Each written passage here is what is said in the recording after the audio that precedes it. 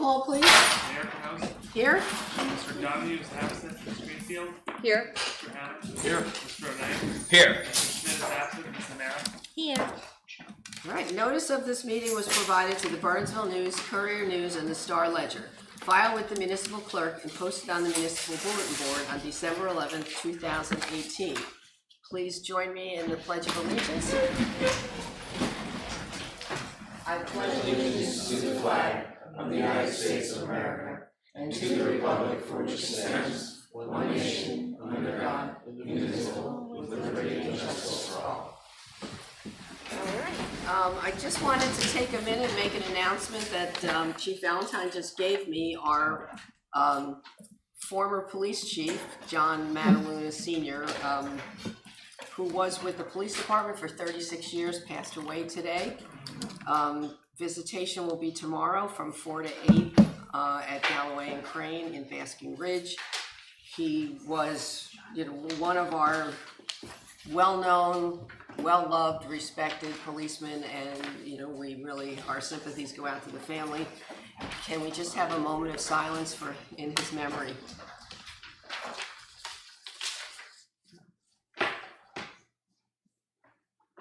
Thank you. I would ask about the flag tomorrow and Thursday. Do we need to do that? Everybody okay? Do we have to do anything official to lower the flag? No. You can just declare it. Okay, I declare it. So declared. Okay, Olivia, you're up. Hi. Hello. Hello. Hi again. I'm here on usual fun duty. We have 2 dates coming up in early December. Well, technically one is November, just the way the calendar falls this year, for dates coming up for downtown Bernardsville holiday activities. The first is November 30th. It is Small Business Saturday, and downtown Bernardsville is our neighborhood champion. We have official approval from American Express, as this is their 10th year doing their Small Business Saturday campaign, and we had to apply to be part of this and to get swag and be a part of this whole campaign that they're running. So we did get approved to do that. So we are going to be hosting a welcome center, would like to be hosting a welcome center on Small Business Saturday. Probably around 9 a.m. until around the shops close, 5, 6 o'clock, depending if there are stores open later. We'll work with the hours of the stores in town. But our space essentially would have all the swag that American Express sends us, as well as a holiday gift guide that we're going to be preparing. And this will include ads from the businesses, fresh content, stuff that we actually write, things that people want to read. So all of this stuff will be handed out and promoted for our businesses. So what I am here to ask of you for that specific day is to have a table in the little sort of pop-up, I guess a pop-up park, is that what it is? By the train station there, where the Fenwick statue is. And it would just be like a 6-foot table. I would put a tent up only if the weather requires it, too sunny, too rainy, whatever. And folks would be invited to come to the tent, grab their swag, grab their gift guide, and shop in town for the day. We'll be promoting heavily, as usual, to try to get folks to participate. Businesses can participate, obviously, by offering some sort of deal. It is right after Black Friday, so that would be the goal for the businesses to do. So that's November 30th, Small Business Saturday. The next weekend is December 7th. And this is our second annual cookie crawl, which was a huge hit last year. And I see folks already excited about the one coming up this year. We don't really need anything specifically for going around town, but we would love to be able to set up the same table in the same space so that folks can come pick up their cookie boxes. I wanted to have something a little bit more of a prominent location. Hopefully it's not freezing.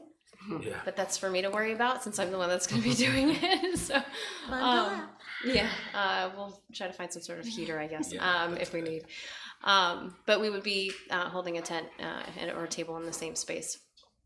Outside of that, in the evening, we are working on our first holiday parade. He doesn't want to hear it. I say working on, we're still finalizing the details of the route. But it is out there, and we have close to 10,000 people who've already responded and are interested in this parade. Now, whether they're coming, I don't think we're going to have 10,000 people. Don't get scared. But people are interested, and people have seen it. So it's something that's excited. The town is excited for it. So with any luck, we'll finalize a route soon. But until then, we're hoping to have it start in the evening so that we can do holiday lights and have it be a really festive occasion. So we invite the entire community, residents, neighborhoods, not just businesses, to create floats and participate in the parade as much as possible. So that's really it for me. For that. We'll push for the trunk or treat. Oh, the trunk or treat is next week. So if you are free, if you still want to decorate a trunk, you can feel free to register online. We're filling up actually there as well. I'm capping it around 35, so we're closing in nice and hot on that one.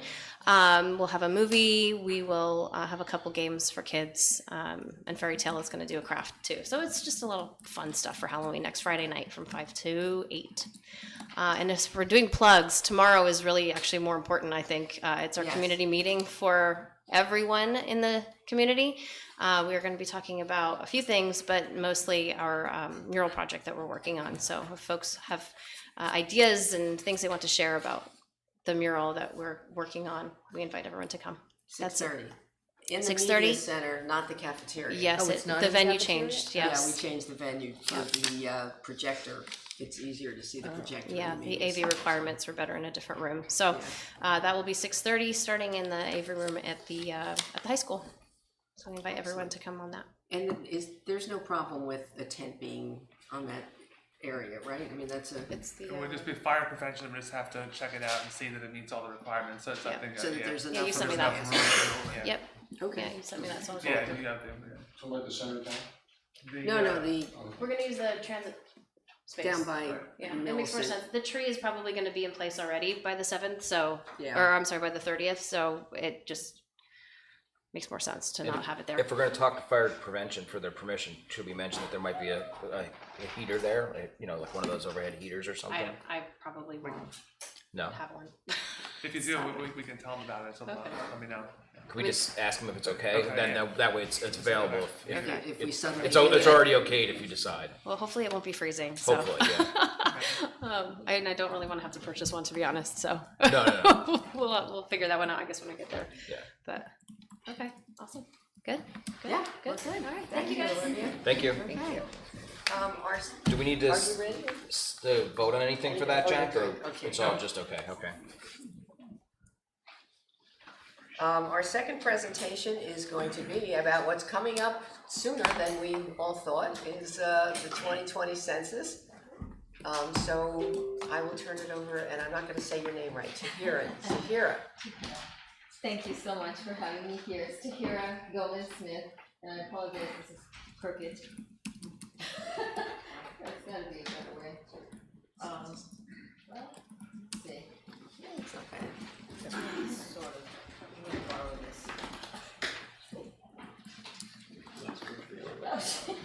A little too much, let's try it. Well, thank you again for having me here. Is that that sort of kind of? Yeah. Good. Yeah. A little parallelogram there. All right. Thank you again for having me here. As who has heard of the census and the 2020 census? Yes, good. Now this is a little quiz, a little pop quiz. How far back do you guys think the census goes? We've been doing this census in the United States. 1880. Oh, there's a couple of historians here. There's always a couple of them sneaking in. Yes, 1790. It is in fact written in our Constitution. So that's a quick history lesson. But yes, we're gonna go over it. Huh? Do I get a free census? That's right. You get a free census sent to your home. That's right. The census, for all of those that maybe don't remember, is just a head count. It's an enumeration. We, every 10 years since 1790, we count everyone living in the United States. And we count everyone once, only once, and in the right place. That's the goal of the census. Why do we do this? Because the number that comes out of that census determines very many things that are important to each and every one of us. For example, it determines the number of seats that each state has in the House of Representatives. So our representation is determined by that. Defines the congressional state legislative districts, which is going to happen in 2021. The redistricting is happening. So the numbers that come out of this census will determine that redistricting that is happening in 2021. And very importantly, $675 billion of funding are apportioned for social and human services, health services, hospitals, roads, schools, school lunches, senior lunches, all of these federally funded programs, 675 billions worth of it is apportioned according to what people are. So it's important to all of us.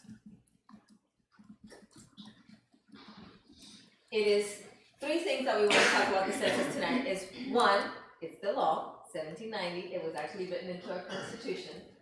Number two, is important for the reasons that I just said. And number three, it's safe. We've taken, not me, but the U.S. Department of Commerce, the U.S. Census Bureau takes large, deep measures in protecting your personal information. And as a matter of fact, it's protected by law. Federal law, Title 13, protects your personal identifiable information for 75 years to a penalty of federal prison and up to 5 years and $250,000 of fine for whoever employee that violates that law. So it is federally protected. It's interesting because I hear people going on Ancestry.com and finding information about the census of their ancestors, from the 1920s and the beginning of last century. It's interesting that it's there, but it didn't come available for 75 years. So it's kind of fun to think that in the future people will know about us that way. Anyhow, it happens every 10 years, but it's not the only thing that happens. So throughout the 10 years, many things happen, and there's a process to make that happen, to make the census happen. For example, in years 2 and 7, the American Community Survey it goes out to the homes, and some of you might have remembered doing that not too long ago, for example. Those surveys are more in-depth questionnaires about employment, housing, school, that sort of information that also gets used, obviously, by our government, but is not the census. The census happens every 10 years, and that's just an enumeration. That's just a head count. How do we do that? Well, it takes a little bit of work. For example, 2 years ago, we started in the field, in this first graphic over here, in the field and in the office, enumerating and canvassing every housing unit in the United States. That means we send people out to Nome, Alaska, over there by the circle, the Arctic Circle, all the way down to San Juan, Puerto Rico, and Guam. So we find all the housing units that are available or lived in today. We do that in the field, as I said, and also in the office, corroborating with zoning, housing, real estate, and all of those things. Why? Because in 10 years, a parking lot can be an apartment building, and an apartment building can be a parking lot. So that happens. That we actually just closed the canvassing phase at the end of September. So the count is complete for that phase. The phase that we're in now is the motivation phase. You see these two hands holding? That's why I'm here today. I'm a partnership specialist, and we are out in the community going to all the municipalities, all the schools, all the churches, all the businesses, engaging, hoping that you guys get to understand how important it is for all of us to get engaged in promoting people self-responding to the census. Why do we do that? Because traditionally there's several communities, and we'll see that in a little bit, that are afraid of self-response for all the reasons that we know today, personal information and all of that. So we're out here in the community looking for the trusted voices, and that's you guys.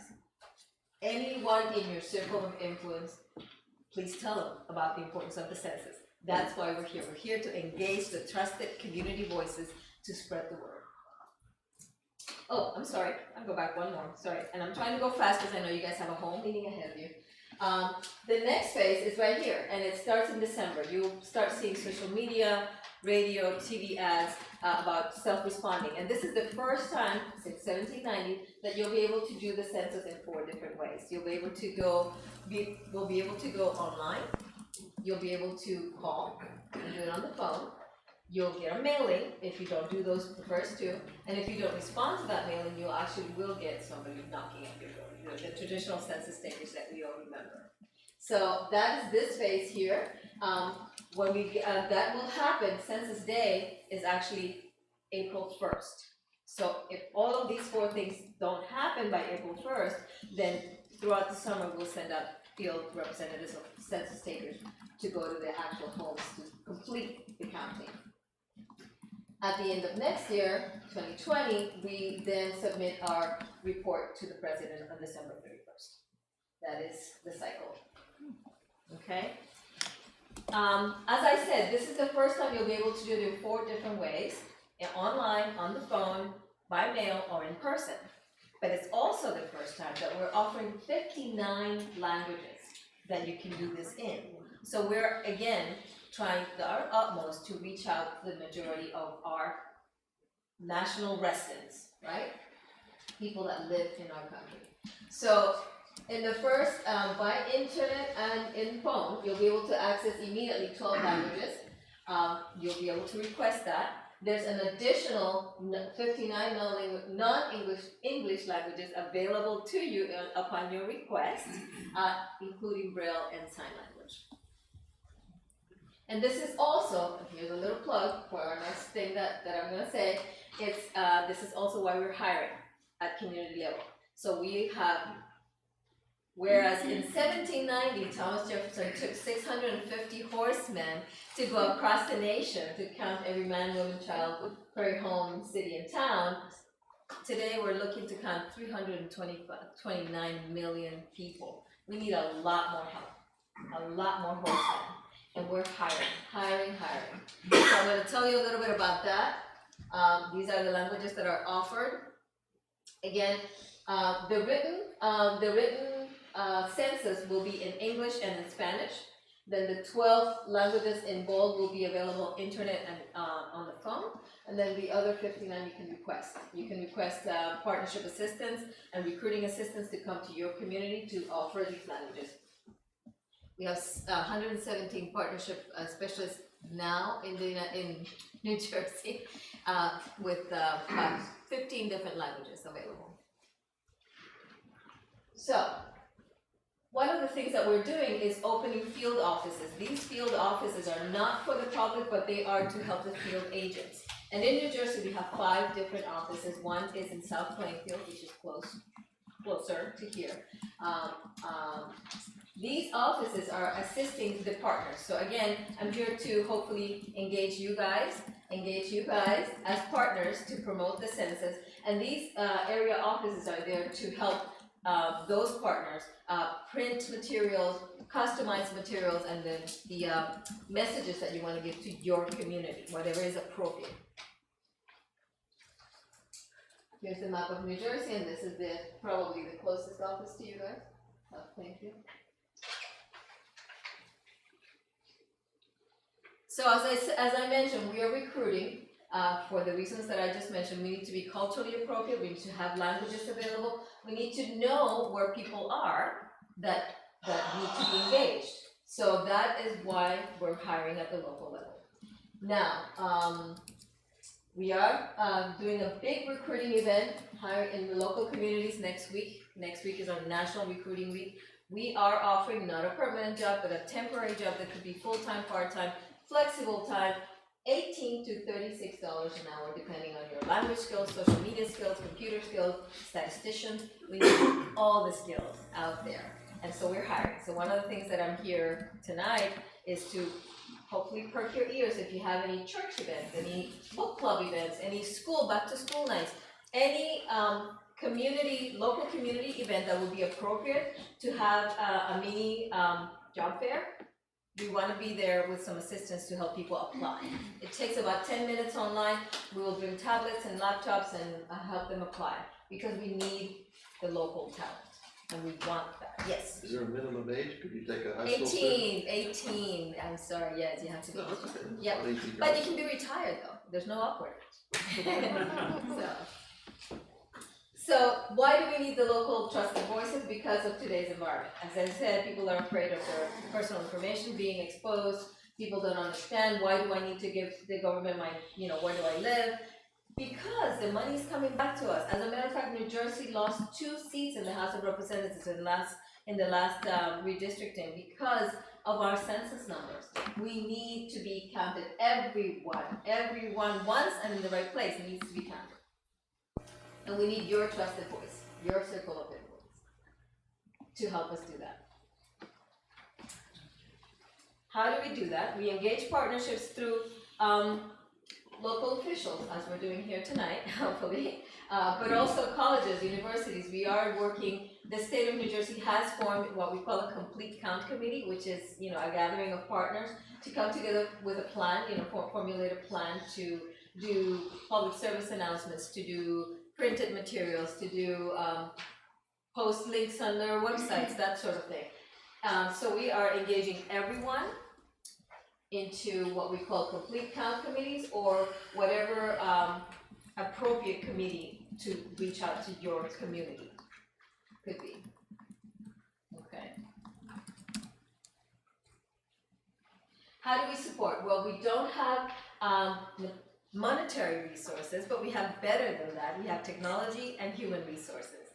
So we provide assistance, as I said, recruiting assistance, partnership assistance to come to your activities or to your events that you might want to create or engage us in. We provide promotional materials that are basically cut and paste that you can go on our website and pull up and post links, drop in articles, social media. We provide all kinds of content and technology available and customizable to you for your particular community and sphere of influence. You can participate as part of a complete count committee. So as I said, the state of New Jersey and also the county of Somerset has already formed a complete count committee. So you can decide to become a member of that complete count committee and join in whatever the activities they're planning. A complete count committee could be a congregation of all kinds of things, businesses, leaders, community leaders, like I said, your book club. And many of them have gotten already started. You can join one of them or form your own. The only thing you need to do is get your group together, appoint a chair, meet, and decide what is appropriate to do in your particular community or sphere of influence to get to promote that to self-respond. Okay, and also to do the job fair. Don't forget that. We're hiring. Subcommittees could be any number of things to address a particular need of the community.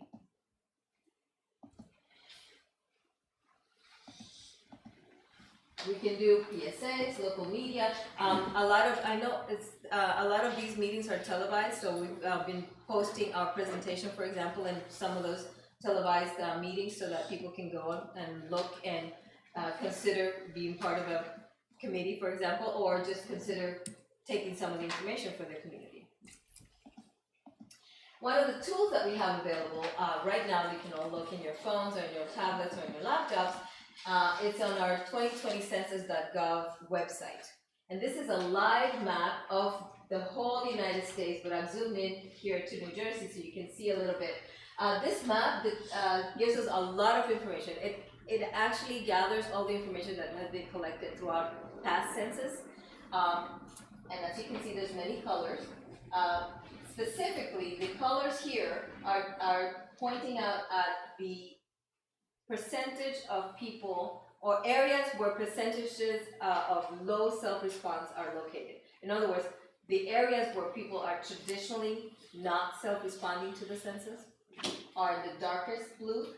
The lighter the color, the more people self-respond. The darker the color, the least they do so.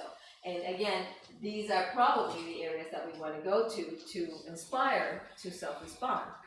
If we zoom in a little bit, in the county of Somerset, you can see that it's a little bit of everything. There are pockets of people that, of communities that traditionally do not self-respond. This map, if you click deeper into it, will give you demographics, socioeconomics, data of all kinds, and it's all available to you right now in our 2020 census.gov. It's great for business planning, for school work, for, of course, community planning. So it's all available right now, and it will be available to you. I zoomed in to one of the things I want to tell about this map is that you can zoom in all the way down to a census tract.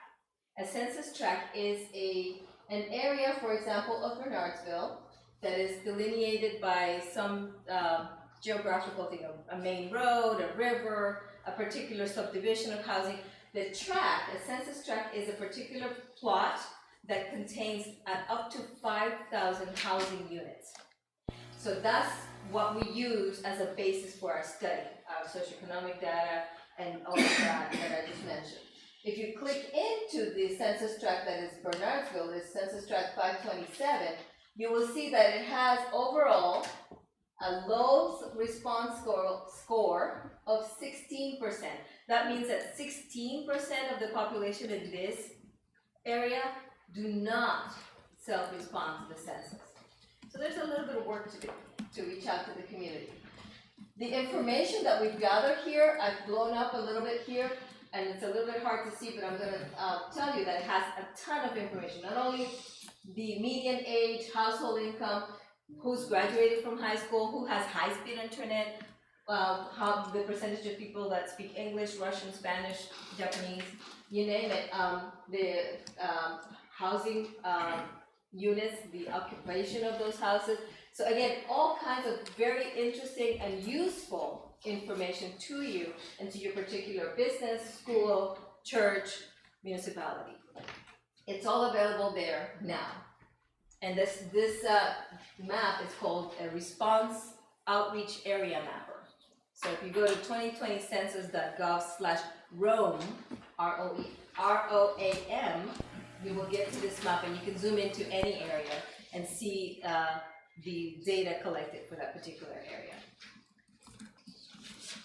Again, all these resources are free. They're available through our website, and we can customize them to your particular organization, business, municipality, so that you can use them for your particular uses, and of course to help us disseminate the information to the community. It is there to you. We hope that you will use it. We hope that you reach out to us so that we can come and help you, but we hope that you go out there in the community and spread the word. Thank you. Thank you. Thank you. That's great. Does anybody have any questions? Please. So I brought some, I'm gonna put them out, but I do have some brochures for people that are interested in applying to join the census team, for example, and I do have packets for the council members. Right. So that has some of the information that is in the presentation. So, I don't know, where would you get place? I'll be on the table over there. Okay, I'll do that on my way out there. And I do have some printouts of some of the information about the importance of the census available to you. So I'll put them on the table. Great. Thank you so much for coming. Yeah, this was very informative and all the help we can get, right? Yes, yes. So thank you. Everyone counts. Yep. Great. Okay, now we will have an open session. Comments are welcome from the public, but please have a 3-minute limit, and when you come up, please give your name and address. Who wants to go first? Public? Bonnie, did you want to come up? You don't have a presentation today. No, this is just, open session. Anything you want to say? We're just here because, Joe, oh, sorry. Say your name whenever you're done. Thank you, Kathy. Thanks, Mary. Bonnie Sellers, 140 West Kennel Road. We're only here today to answer any questions if they come up.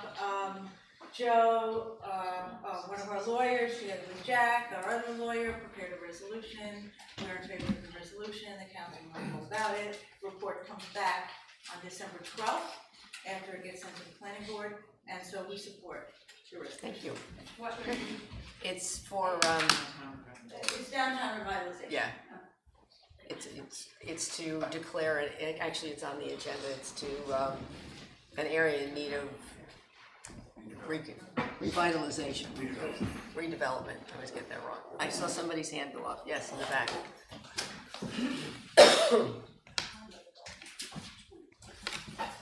William Nash, 2 Lindenberry Avenue, and I had some prepared statement I just wanted to read from. I have watched in disbelief as the council debates on whether or not to allow the sale of medicinal cannabis to patients within our borough. The usual arguments have been mounted against the sale of cannabis, claiming we need to protect our children and preserve the character of our community. These motives sound reasonable in a vacuum, but we don't live in a vacuum. We live in a town with 3 retail outlets where liquor is sold for recreational use. Of course, there are no establishments selling alcohol for medicinal use because there is no legitimate medicinal use for alcohol. I find it hypocritical that the council seeks to ban the sale of cannabis prescribed by a licensed physician while turning a blind eye to the sale of recreational alcohol. I certainly am not drawing a false equivalence between cannabis and alcohol because they are not equivalent at all. Alcohol is much worse than cannabis by every measure that matters. According to the U.S. Centers for Disease Control and Prevention, an estimated 88,000 people died from alcohol-related diseases causes between 2006 and 2010, making alcohol the 3rd leading killer of people by preventable cause. While I certainly agree parents should protect their children from underage consumption of both cannabis and alcohol, we appear to be doing a terrible job at preventing underage drinking. According to the Substance Abuse and Mental Health Services Administration 2015 survey, about 7.7 million people between the ages of 12 and 20, or roughly 20.3% of this age group reported drinking alcohol in the past month. As a parent, if I had to choose one substance for my teenager to experiment with in a moment of rebellion, I would certainly choose cannabis over alcohol. First, it is impossible to overdose from cannabis. If a teen ingests too much cannabis, they will likely eat a bunch of junk food and fall asleep. Whereas if a teen ingests too much alcohol, they are likely to end up in a fight or an accident. And if they overdose, we know with absolute medical certainty that critical areas of their brain that control breathing, heart rate, and body temperature will shut down, resulting in death. So far, I have focused on the ills of alcohol, which have been documented to wreak havoc on the human body, and according to the American Journal of Preventive Medicine, cost the United States economy $249 billion in the year of 2010 alone.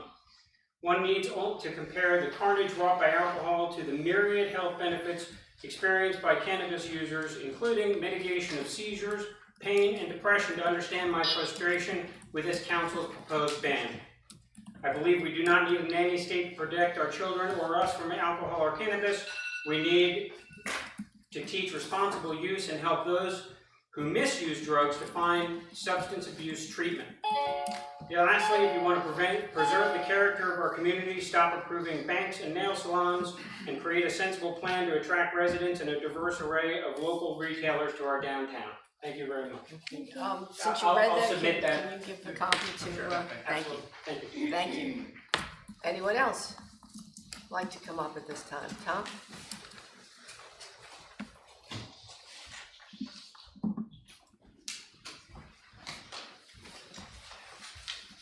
Good evening.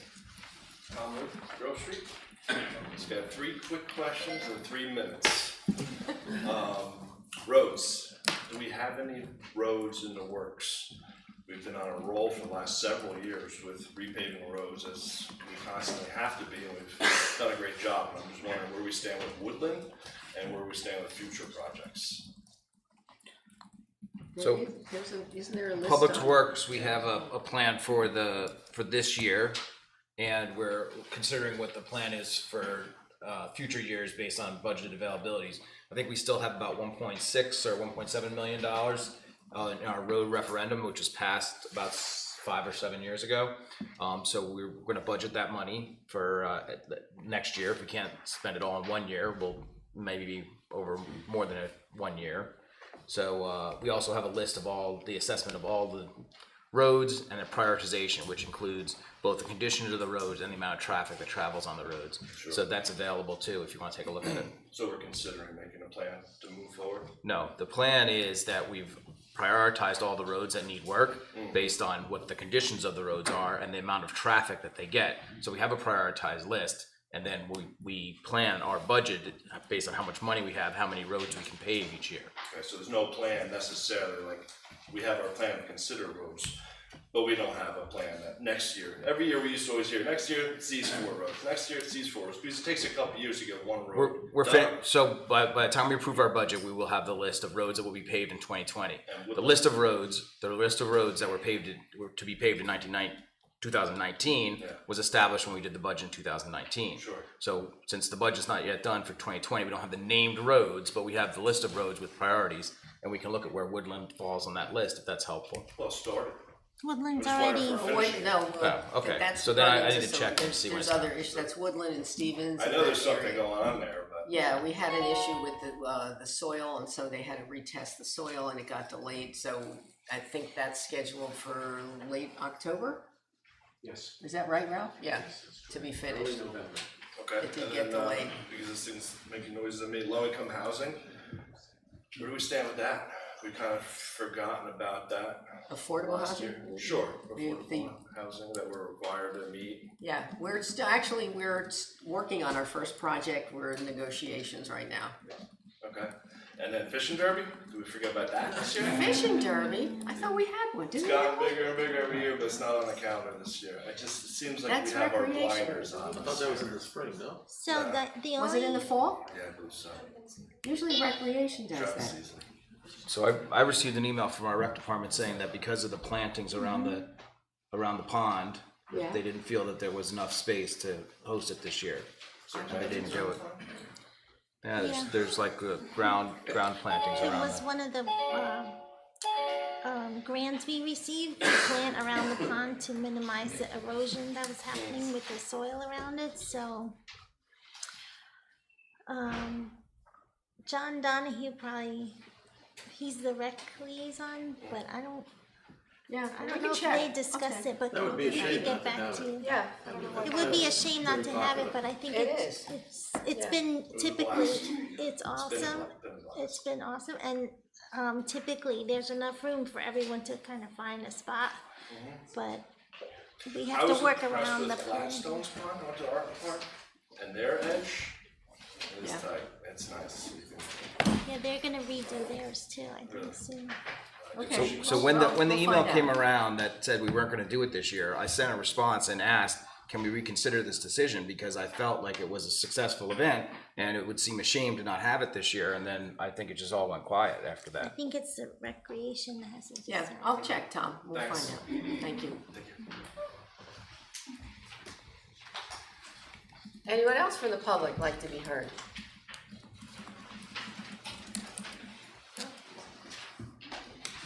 Hi, Okay, you're it. is this on?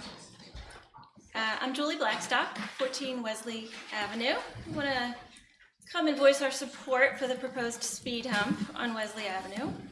5 days a week, we walk our 2 young kids in the road down to Palmer School, into oncoming traffic, around the blind turn. And frequently, cars have to slam on their brakes when they see us coming around the bend.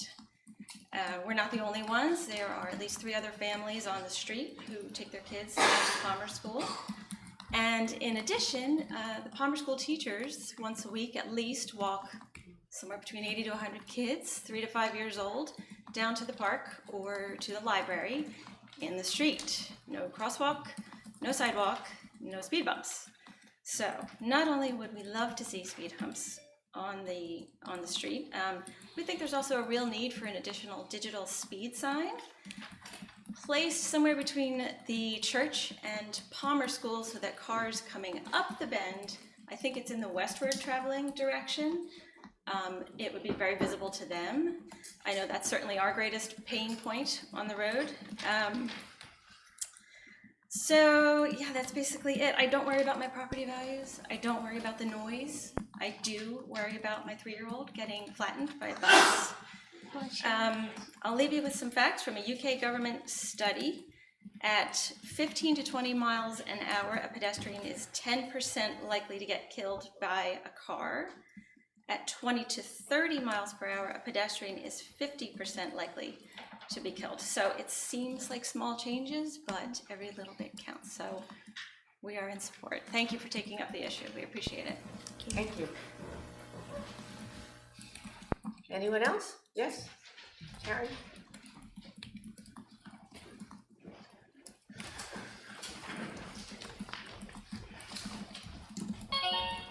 Hello, I am Karen Ferguson, 45 Wesley Ave. I do not have prepared No, that's speech. okay. You don't have to. But I am here representing parents that are extremely concerned about allowing a dispensary in town. Yes, we have people that are in favor of it, and I fully respect that, but please look at the other side of the coin and know that there are parents out there who are extremely concerned about something like this being in downtown Bernardsville. I mean, one thing, medical marijuana has not increased, this is a myth, has not increased marijuana use in the general population. Studies are mixed on this, but it appears that if the state has medical dispensaries or stores and home cultivation, then the potency of marijuana and the use of the problems among youth are higher than in states without such programs, according to a study which I can hand in. So that's just a point. I mean, smoking, vaping, we're talking about opioid addiction. There's direct links to marijuana as a gateway drug. Why would we, I understand there's physicians that you need a prescription for, but there's always a black market. Why do I really want to be raising my 3 boys, who are all in 3 schools in this town, who have so much pressure for alcohol, for opioids, for everything else? Why do I want to bring a medicinal marijuana dispensary to the town? Why? Just my opinion, and other people. But I mean, even marijuana is medicine. I understand marijuana may contain medicinal components, like opium does, but we don't smoke opium to get the benefits of morphine. Similarly, we don't smoke marijuana to get the potential medical benefit. We just need more research. So I guess as a parent, and along with lots of other parents, I'm concerned about what my kids do to go outside and enjoy the recreational facilities in our town. I have a boy who loves to go out and ride his mountain bikes with groups and groups of kids. I have kids that are in football. I have kids that are in basketball. Basketball tryouts are right now at BMS, so I gotta run to go pick them up. But these are the things that parents are really concerned about, not opening a medicinal marijuana dispensary, but the state hasn't even legalized marijuana yet. So I just kind of implore the town council to look at issues that are really important to parents. Downtown revitalization is also huge. We want our downtown businesses thriving, and we support that. We're coming to the meeting tomorrow. I mean, there's many other issues that I really think take a greater precedence than opening or changing an ordinance to allow potentially a dispensary to open in the town. So thank you for your time. Thank you. Thank you. Anyone else? Yeah. Hi, Kathleen Williams, Reynolds Hub Road. I have a question or clarification on item, 6G for tonight's agenda. And before I ask that question, just a quick recap so we're all level set on the same page. On April 8th, and you can go back to the meeting notes I have, we discussed this topic, the 4.4 acre parcel in question, where I highlighted the risk and concern because the property is surrounded by 5 contiguous residents and a proposed path, and that there are already illegal hunters on that property today. The board agreed, or the council agreed, that they would discuss removing this property, and all had seemed to have the agreement that it was dangerous to have it hunted there. On August 12th, I checked in again prior to hunting season, and Mr. Pigeon, the town attorney, told me, and it is noted on the August 12th meeting notes, that the 4.4 acre parcel was removed months ago. My shock on September 23rd, when I got a copy of the council meeting notes, I was not here, Article 10A, where I believe it was passed because I saw it on Facebook and the borough website page, that 4.4 acre parcel was approved to be hunted on. To my shock and dismay, I contacted Mr. Soriano, who sent me an email on October 11th, confirming that Mr. Pigeon said that 4.4 acre parcel was removed.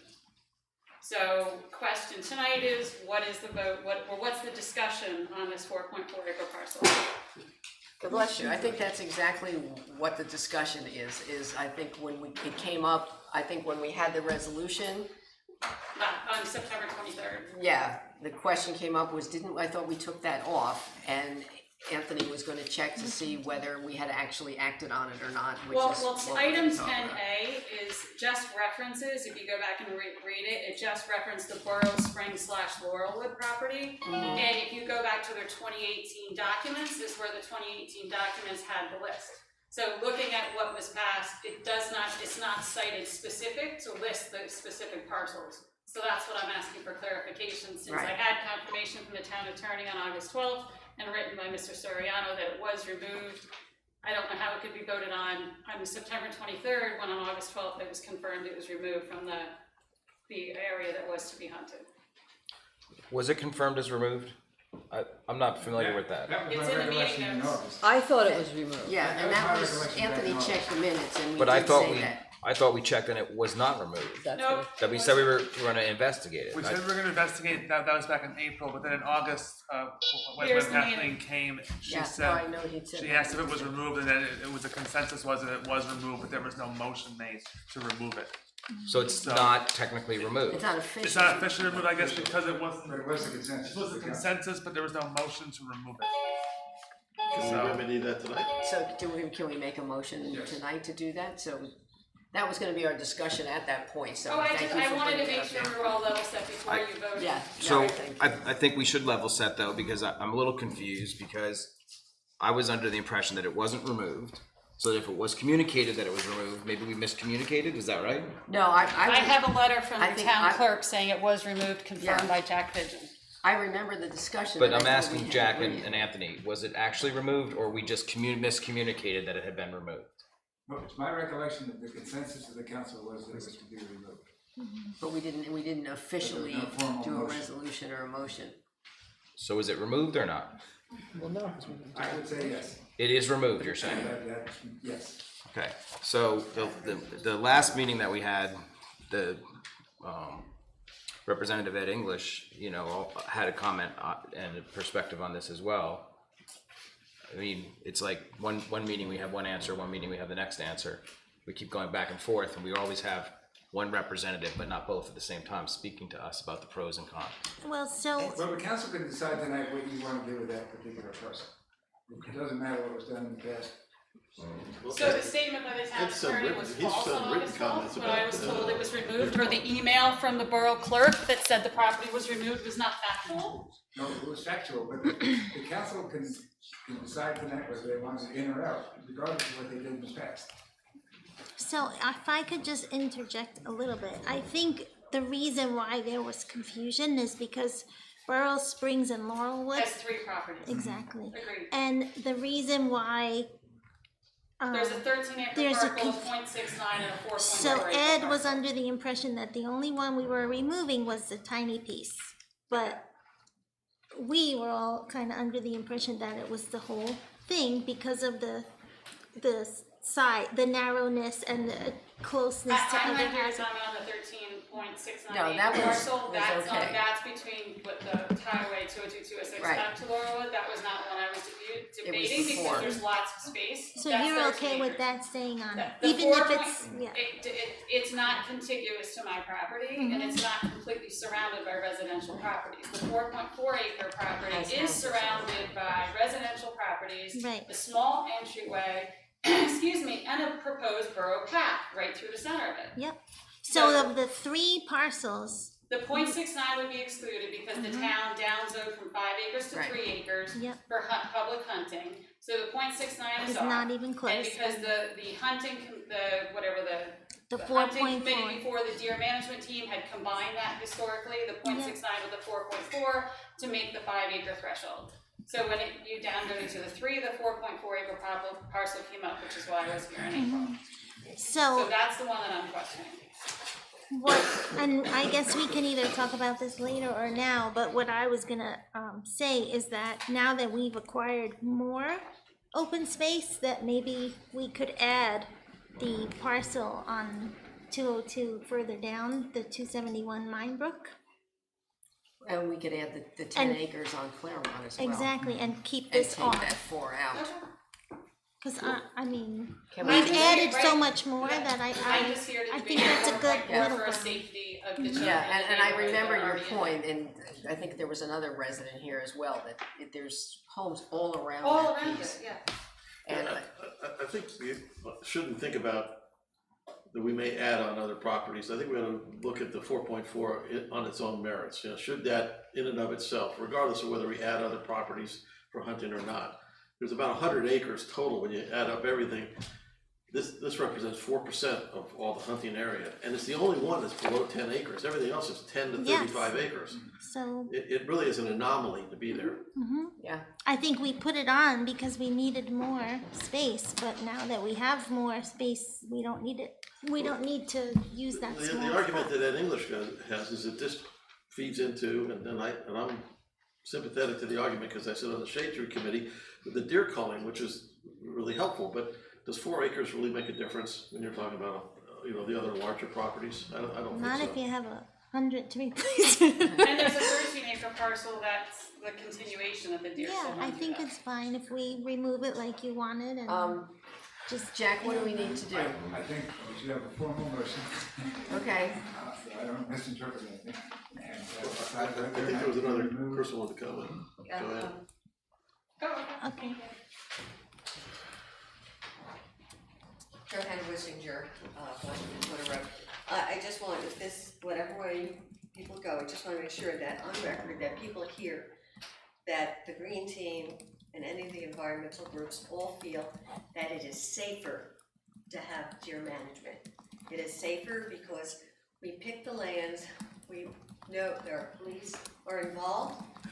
You don't have poachers, you don't have people who are hunting, who are not following the rules, who are not vetted. When we picked Warren Group to do this hunting, we did it because they were bonded, they have an obligation to each other, they know the safety, they know our environmental standards. We don't have that with other people. So in my opinion, if I defend any parcel that's being hunted this way by people that we know, it is safer. And I know it for a fact because I know there have been ground lines that should never be, and we know that no one is going to be able to keep the roaming hunters the way the hunters that we hire will. Right. So just want that to go on record so that we always feel that any time we consider a property. Well, I think just to go back, when we talked in April, the issue was an illegal person that had trespassed on the property, and that's where the whole. Not an approved person. Exactly right. He was not legally allowed to be there, and of course, we don't allow that. But Obviously, that's just one, it was just the one. one person was one factor. The contiguous houses, the proposed path, it just goes to safety in general about the hunting of any type on that property. And it being posted and publicized as a huntable piece of property. I get it with the right permits, but it makes people, they know about it now. And as the neighbor, you should definitely be vigilant either way. Like My entire property has surveillance Good. all over the house. Another issue I'm dealing with, I know when it's Good. the deer or the bear on my property in any corner of my property. and call you. so do we wanna make a motion? Does someone wanna make a motion? I'll make It's the on motion. agenda, Can we but do it now, or you wanna do it We later? can do it now. I'll make the motion to remove the 4.4 parcel from the hunting. Chris. The 4.4 parcel of Borough Springs and Borough Laurel Wood Springs, Home. yeah. Because it's, Is there a second? and replace We got a it with second. another parcel, or? We don't have to do that. Let's just- We could do that separately, you know, if we wanna add, and we'll let the, I think the green team make that recommendation if they want us to add parcels. Anthony, we have a second, so what do we do? Do we need a roll call for this? I have to take a roll call. Roll call? Ms. Greenfield? Yes. Mr. Hammond? Yes. Mr. O'Day? I'm going to abstain because I'm concerned that by doing this, we actually may increase the illegal hunting on the property. So I would, if we had more information, I would feel comfortable to take it off if I didn't think it was going to increase illegal. I don't know it would increase illegal hunting, but I'm going to abstain because I don't know. Does the mayor? Yes. So does that pass with three? We have a majority, do we? Yes. That's all you need, majority. Okay, now it's official, it's on the books. Anyone else from the public want to be heard?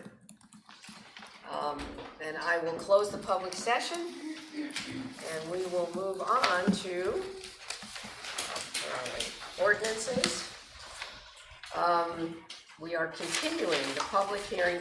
Yes, thank you so much to hear it. We are continuing the public hearing from September 23rd on Thank you. ordinance 2019-1807, an ordinance authorizing installation of a speed hump on Wesley Avenue and supplementing and amending chapter 7 of the Borough Code entitled Traffic. Well, I'd like to. Jack, you had something to say? Yeah, it's still not ready for adoption. No, it's We just, don't have a location, so. right. But we can still have a public hearing on if anyone wants to say something. Yeah, and then, but at some point in time, the location has to be inserted, and then Right. there'll be public hearing after it's amended to include the location. Well, I'd like to postpone it anyhow, because we've had additional data from the electronic speed sign, which, at least to my mind, shows some significant improvement, but it's only 1 month worth of data. I was gonna. It's also only propose- in one direction. One direction, that's correct.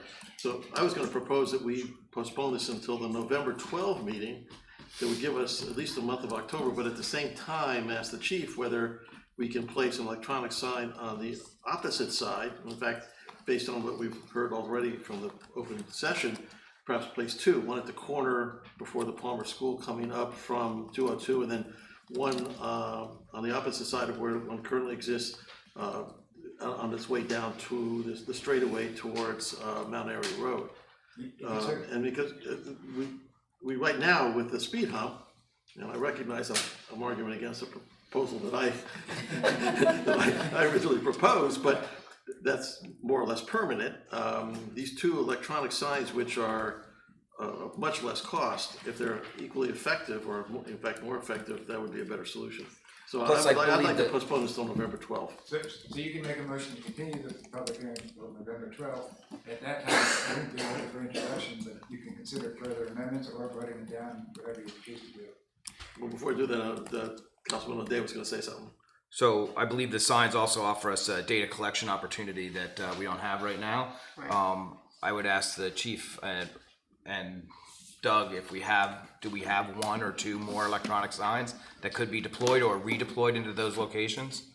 I'm not sure the sign count. We don't have any available signs right now. Well, Do you know what the cost is per sign? I Approximately? had that information in the last. I know, yeah. Ralph had it. $2,500. I thought it was, when we were at the Public Works, we talked about it. I thought it was lower than that, actually, Ralph. My understanding at our last Public Works meeting that we got something like 8 of them for $2,500, or I don't remember what it was.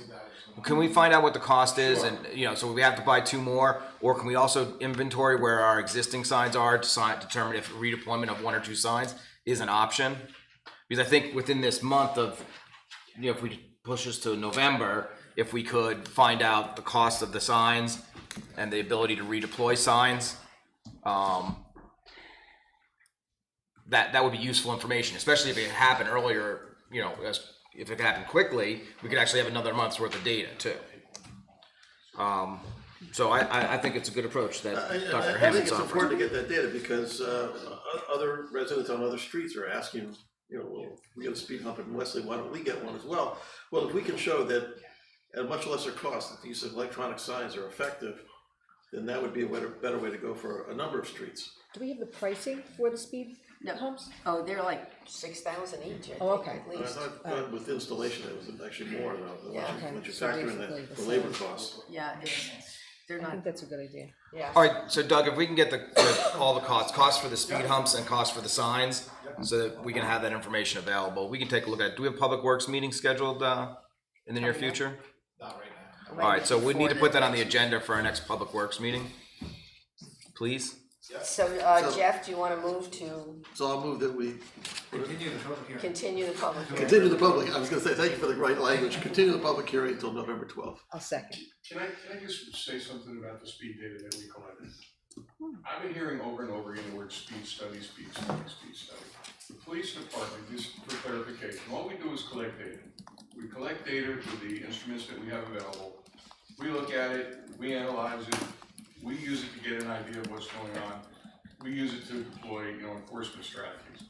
But we're not the ones that are actually facilitating speed studies, right? That can only be done by people who are certified and trained to do speed studies, make recommendations. That would be a traffic engineer. So I just want to make it clear as to what the expectations, of the police department would be. We can provide data. We'll certainly use that data to direct our enforcement activities. But we're not conducting speed studies. People ask us for speed studies, and that's when we come to recommendations and whatnot, we really might want to think about referring to somebody who has the credentials to make those recommendations, because a lot of times people don't agree with our interpretation of the data or the recommendations that the police department makes. The second thing is just for clarification as to the kind of data that we can get from these signs. The electronic speed signs that are there do collect some data. They present that data in a different format than some of the other traffic counters that we have. So we have two types of data collection devices. The speed signs typically only collect data at vehicles that are headed towards the direction of the sign. So if you're driving towards a sign and you see it flashing, it's collecting your speed data on that vehicle. It's not collecting vehicles moving away from it. Right? So when we get data off of those electronic signs, we're only looking at one side of the street. So we have other deployable units that we can put out that are a little bit less obvious, that we can attach to poles, trees, and things like that in specific locations. But in the case of Wesley Avenue, what happens is sometimes those are obstructed by vehicles that are parking alongside the street, and we're not getting accurate counts. Okay, so that might account for disparity between the study that we did in January and the study that we're doing now.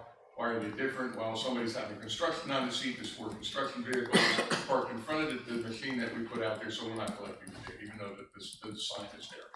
So we really would have to make an effort that if we do deploy these, that nobody parks in an area where the speed data is going to be corrupted or obstructed, and that's going to inconvenience some people. So I just want to make that clear that we're doing the best we can to get accurate data, but the data is subject to interpretation, and there's a lot of different conditions and variables that are impacting what that data means. The devices kind of read it a little bit differently and do different things. So I just want to, it's not an exact science. It does count the cars. It does measure the speeds of the cars that it measures. Does it also record the time of day that It does record the time of day, the date, the direction of travel. We can get all that stuff. But there may be periods of time. Sometimes the batteries will go down. We're not aware of it. We have to. One unit has batteries that we have to recharge. It's not solar powered. Even though we recharge them, sometimes the volume of traffic, weather conditions may affect the life of the battery. We try to leave them out there for at least a solid week to 10 days. To try to get good data, and we won't know what kind of data we get until we pull the device in for 10 days, after 10 days. The device that's currently there is in an area where some of the residents have suggested some concern, but it may not be exactly where they would like to have the speed done, because it might not be something that we can place where we can actually collect the speed at that exact location. You know, some places there's poles, some there's not, some trees aren't big enough to support the unit. You know, there's a lot of factors in place.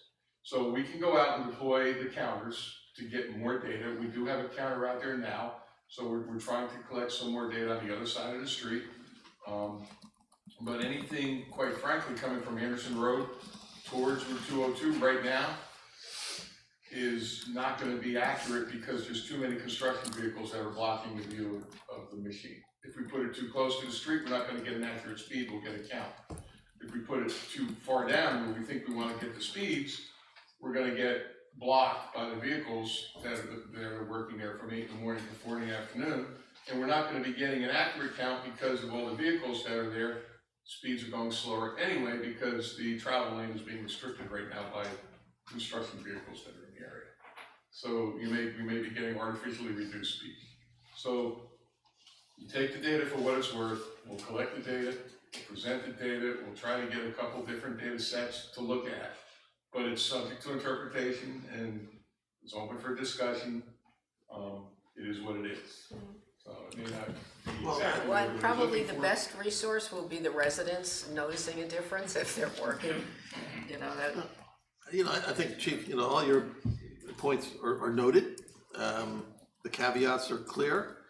Those are not reasons not to do it. No, I didn't suggest that. I just want to make it clear what to expect, you know, as we go through this and as we're doing it. I'm more than happy to put them out there and deploy them, but, you know, we'll see where we are when the time is, if we're able to get the data that we're looking for. Where's the construction? There's a house being remodeled on Wesley that has vehicles that are parking there on a daily basis. Right where we have the electronic speed signs, so that data's kind of been skewed a little bit right now. And those electronic speed signs, by the way, are not easily movable. They require some TLC, they require some labor, and every time we take it from one place and move it to another place, people scream they want it back. So you know, once we determine where they're best suited, we're kind of like, our plan is to sort of leave them there, not really move them around, because every time we move them around, we get complaints, why do you take our speed sign out? Well, I agree with that. I think we ought to get them, put them and leave them there. We ought to buy 50 of them, as far as I'm concerned. Well, let's find out what it costs and what the lead time is for signs then, please. Okay. Are we gonna vote on, do we vote on that, or? We We're have gonna the, vote on he had the Postpone motion. it till November 12th. We have postponing. Motion to postpone it. I'll second that. I seconded it already. Oh, that's it's a- seconded, thank you. Didn't know. Sorry, I forgot. So for postponing, is that roll call, or is it You can do it voice vote. voice vote? Okay, all in favor? Aye. Opposed? Okay, so we will put that on for November 12th. And now we're continuing the public hearing on an ordinance prohibiting marijuana facilities and supplementing and amending section 12 of the Borough Land Use Ordinance entitled zoning. This we can, let's see. We're gonna continue the public hearing to October 28th, is that what we're doing? Because there's some amendments to it. Well, if you want to adopt those amendments, yes, then we'd have to continue it to a meeting, as amended. And Anthony would have to publish notice of the amendment between now and then. If we add amendments tonight. Correct. Even the ones that are on tonight. I put a motion at the beginning of it. Oh, did you add something? I didn't even notice that.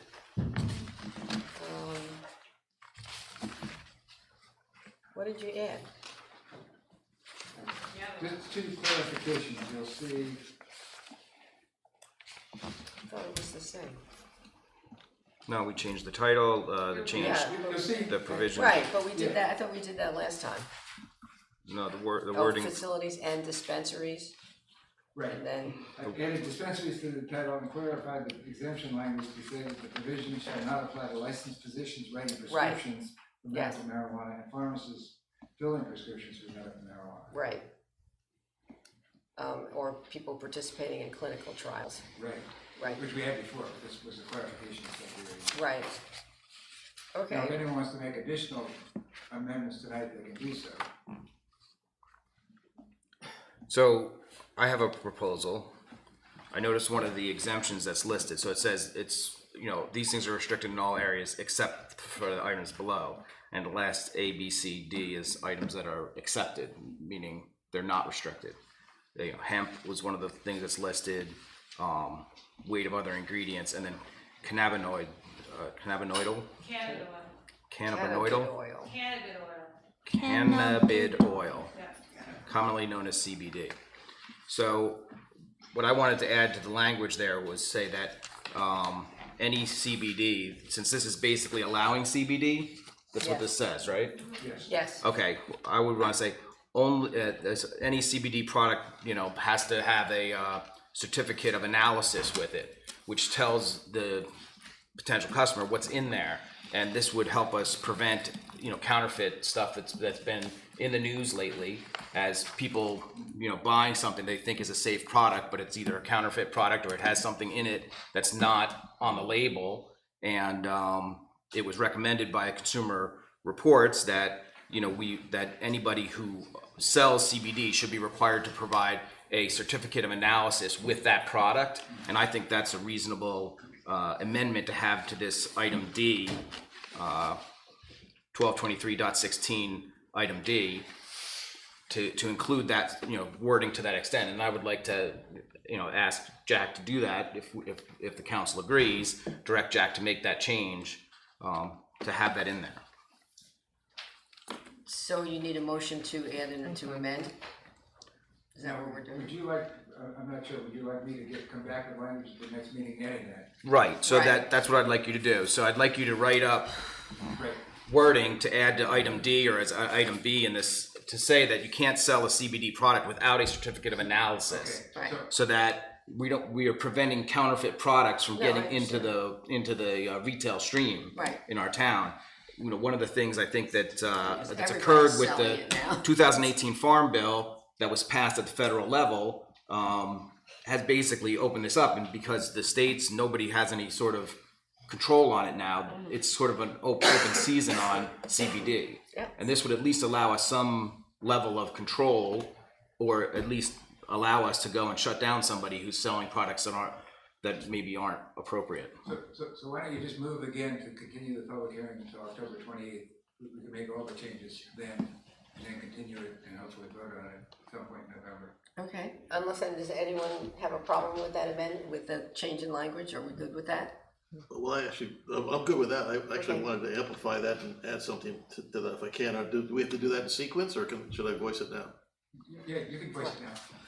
Well, under that same provision about CBD, I wanted to include where we not only are prohibiting the selling, distribution, cultivating, or growing, but the representation of marijuana on signage. Now, I know that I'm getting into a little bit of dicey territory here with sign ordinances, but I'm, and also First Amendment freedom of speech rights, but I'm gonna focus this on the document you sent me, Mr. Pigeon, the Pentalkin versus Shad, 160 NJ, blah, blah, blah, blah, blah, at 1999 determination.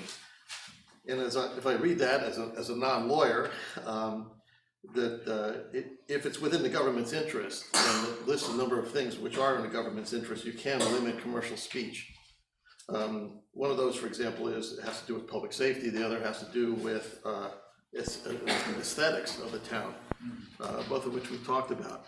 And since we've heard a number of respondents from the public talk about how they wouldn't want to have, one of their objections to medicinal dispensaries, they don't want to have their kids walking by a medicinal dispensary. I would think that this falls into the same category, that you wouldn't want to have somebody walking by a sign that has a marijuana leaf on it. The other part of that provision, that Pennsauken ruling, is that the signs can't be misleading, which I think if you were selling CBD but you have a marijuana leaf on it, that's misleading. Well, it comes from the CBD comes from hemp though. Right, The that's percentage of exactly right. But if you ask anybody in the public, and you show them a picture of a marijuana leaf and you say, what is this? I will bet my paycheck that if you take 10 high schoolers, all 10 will say marijuana, they won't say hemp. So the question isn't whether or not it's whether it's misleading, I think, is what he's getting at, So where would that get interjected in this, do you know? Well, that would be up to Mr. Pigeon to insert that in there in the appropriate place. Yeah, no, I'll insert it in the appropriate place. That was an actual case? Yes, Somebody- well, it's the general rule on commercial free speech, which is not as broad as individual free speech. Okay. So then we have. So I will add both of those items. Yeah, but the back. problem is, it's not factual. It's coming from the hemp plant, which happens to be the same plant, but it's a different, it has less THC, and that's the difference of it. You'll have your chance to vote on it.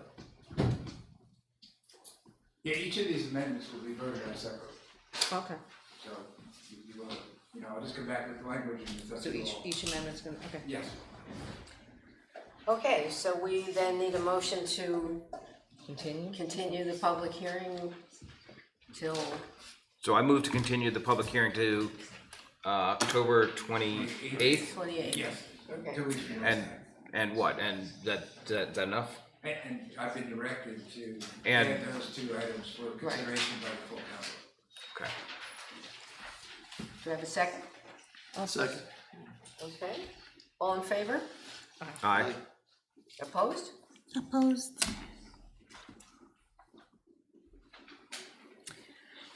Okay. Okay, now we are opening the public hearing on ordinance 2019-1819, prohibiting vape shops and supplementing and amending section 12 of the Borough Land Use Ordinance entitled zoning. And there's actually two ordinances. One is prohibiting the vape shops, and the other is restricting retail electronic smoking device establishments. So they're two separate ones. This one right now is vape shops. So if anyone from the public wants to be heard on this ordinance, then I will close the public hearing. Can I just clarify, there's a typo in there that we need to? The second one. Oh, is that in the second one? I told Anthony about it. Okay. Okay, so.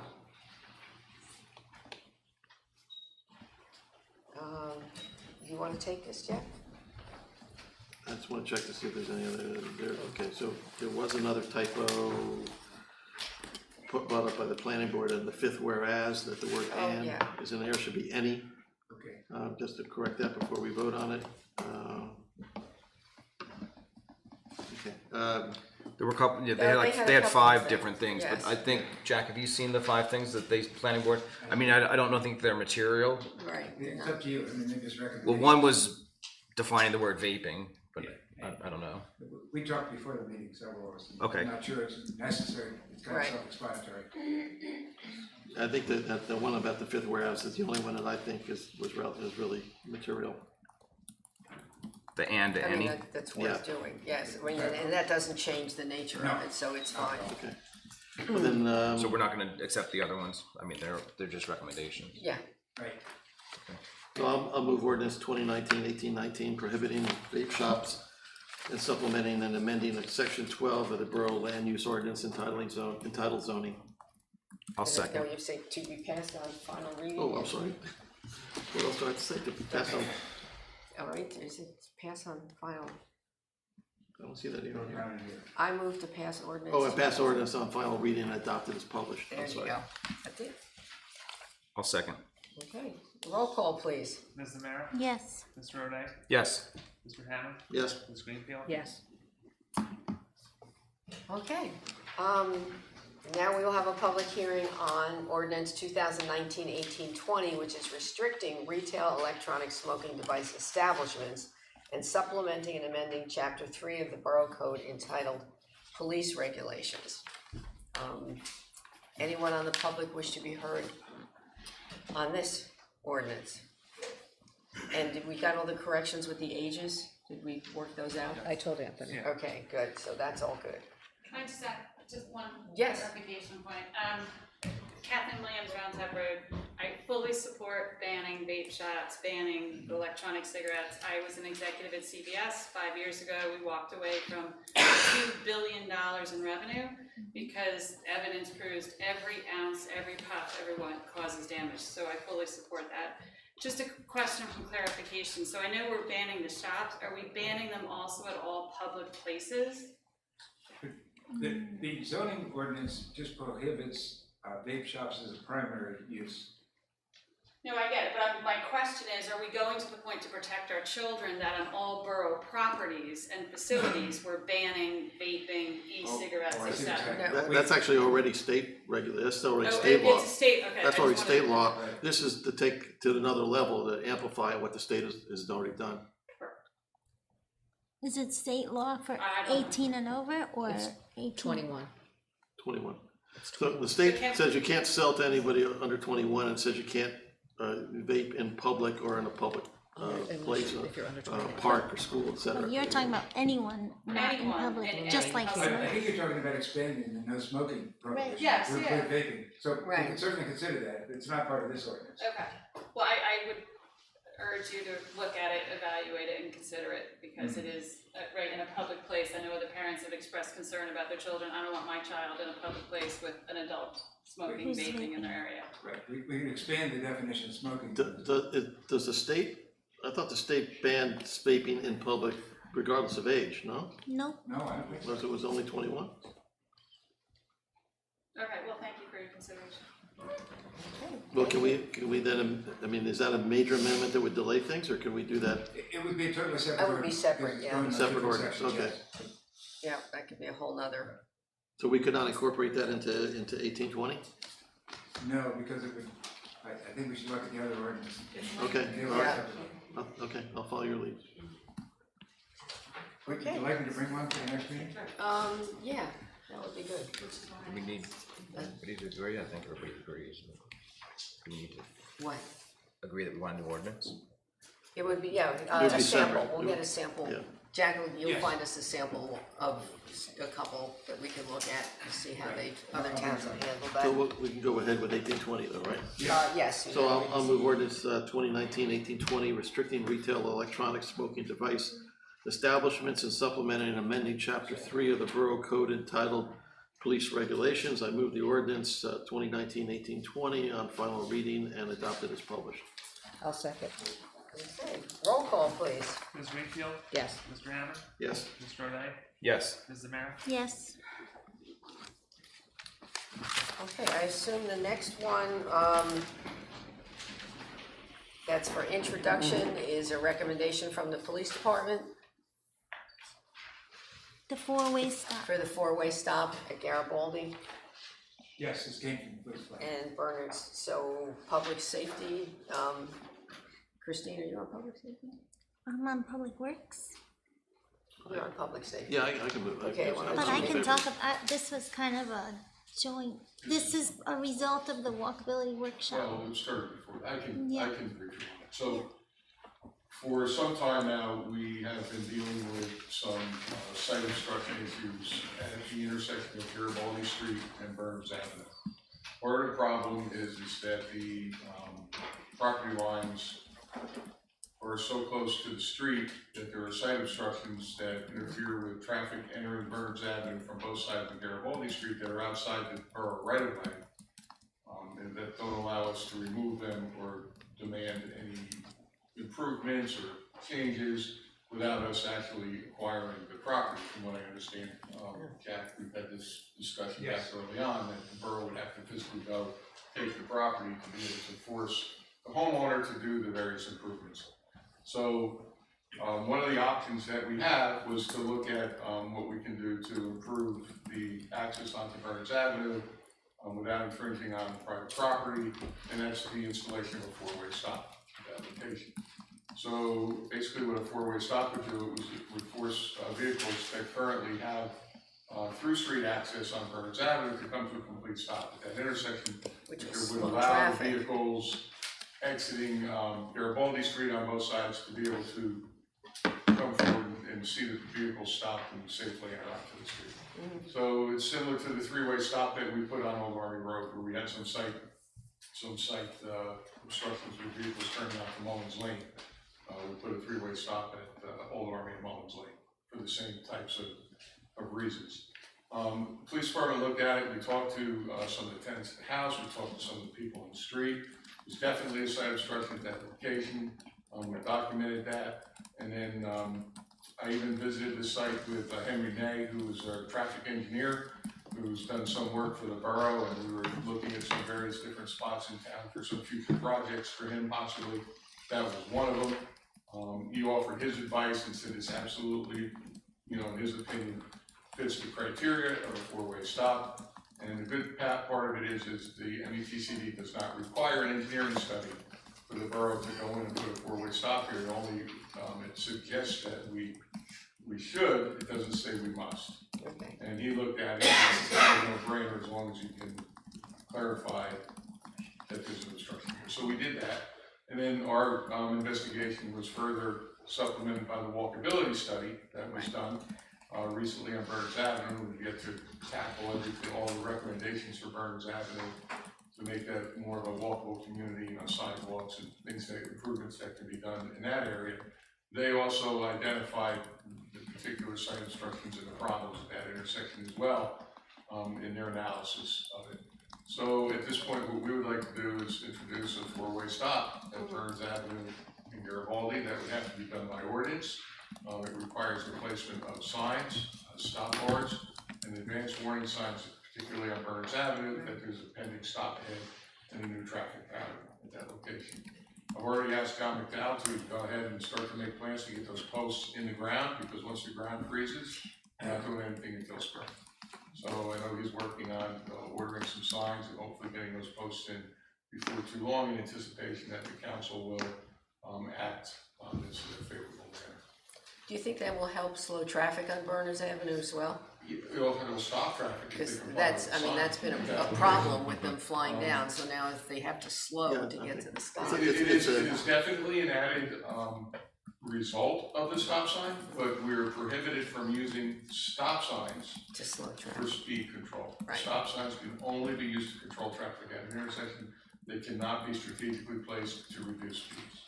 So, you know, yes, I think it will definitely help, but that is not the reason that we are indicating. Yeah, it's not, we can't say that's the reason for doing it, but it's an unintended Right, benefit. I say, yeah, it's a good side effect.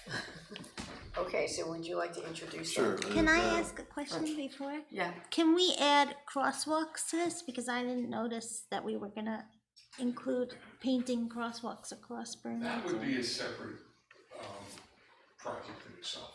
We have no sidewalks for the crosswalks to lead to. We're putting a crosswalk from one side of the street to the other, but technically the people are still in the street. I don't think they serve any real benefit. Every intersecting street has what's called an implied crosswalk, where the pedestrians have the right of way at the intersection.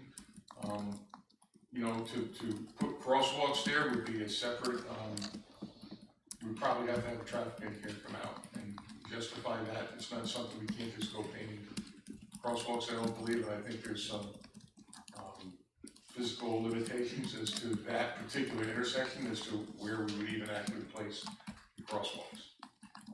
So my answer to you is, it might be something worthy of consideration, but probably not at this time in any campaign. Get sidewalks in. In partners with this, that keep them separate.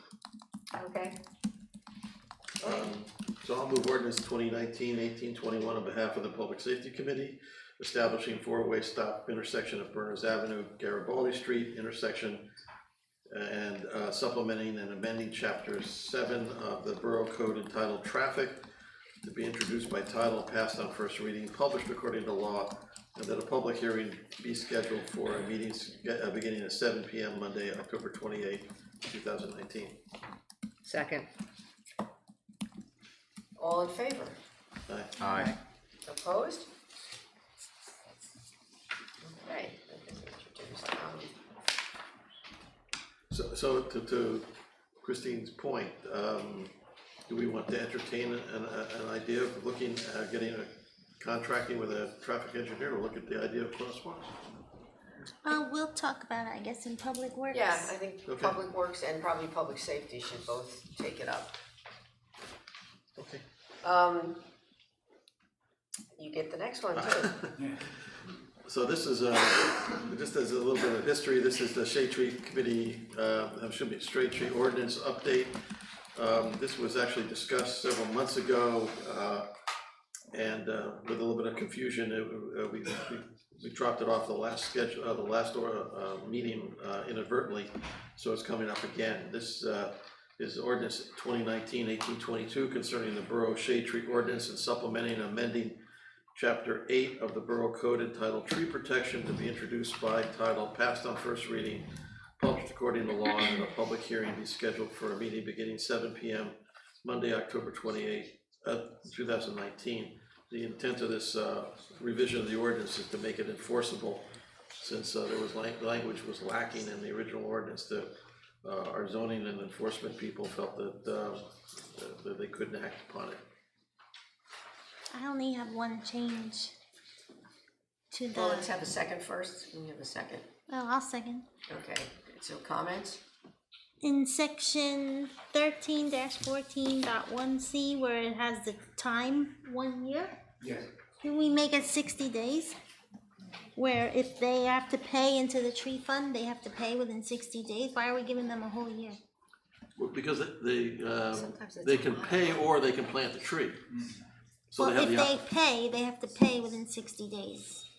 I mean, if they declare that they're gonna opt If not they to. say they're gonna pay. Well, if they don't pay within 60 days, then they're obligated to plant trees then, I guess is what it would come out to. No, I think you pick one or the other, so they say, okay, we're Declare gonna what pay. you're gonna do?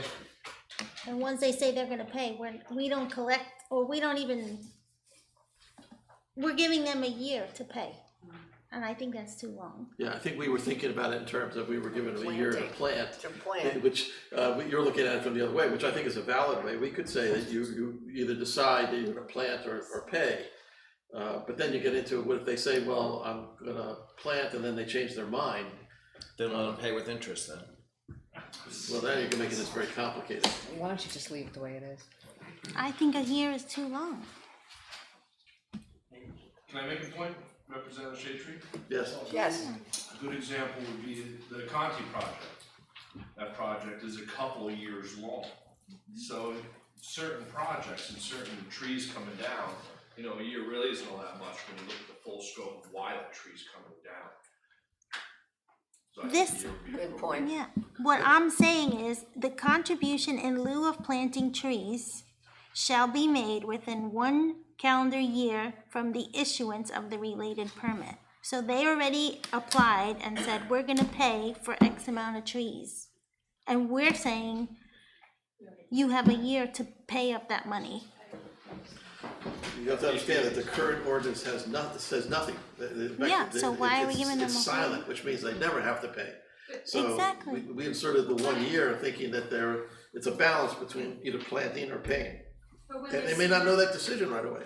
But when they submit the permit to say they're gonna contribute to the tree fund, just demand the money then with the permit, like an application, don't wait 60 days. I don't see why we're giving them that much time to pay. I'm not objecting to amending the language. If you want to do that, sure. How about 6 months? Something lower than, because think about it, after a year, they don't pay, then we go after them, so now you're beyond a year already. And you could have used it to plant some trees. And that was not in there, that was just added in this version? All the underlying language was added. There was nothing there, which is what made this unenforceable. All contributions paid into 1314.3 section A says the same thing. Paid within 1 year. Like, where did we get that number from, and why is it so long? Tom, do you have any, from the Shade Tree, any background as to why that was worded the way, why it's a year? I don't know why we came up with the magic timeline of a year. And again, I think like Jeffrey said, it was more from, we were looking at a point of view of planting a tree, so of course you have seasons where you can plant and not. This is for the But money. again, that permit's probably being released with a set of permits that aren't gonna be closed out within a year. If it's impacting that that they gotta choose to pay the fee or not. I think we felt there was a gracious amount of time. As these get rolling, revenues will be coming in. So if you take a permit out and say, I'm gonna take down 6 trees because I'm building a house here, Sure. but you don't actually get it, you get the permit, you're doing other things, you may not take those trees down until 6 months into the project. True. I mean, And when then we- you Well, need time. the payment is from the time the permit is issued, not when the time the trees come down.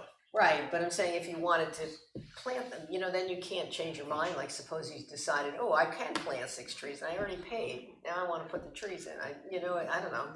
Yeah, I see your point, and we were going for simplicity, so it didn't become an either or, it was just sort of, you have a year, either pay us or you plant the tree. The issue wasn't non-payment though. The issue was that people were saying, I'm gonna plant a tree, and they just never did it because there was no deadline to plant the tree. Well, the Or issue was was it both? non-payment in the sense that our zoning officer, or enforcement officer would go by and say, well, you never planted the tree. Well, they have infinity in which to do it, because there was no deadline. So we never got paid. Just like an average permit has no deadline.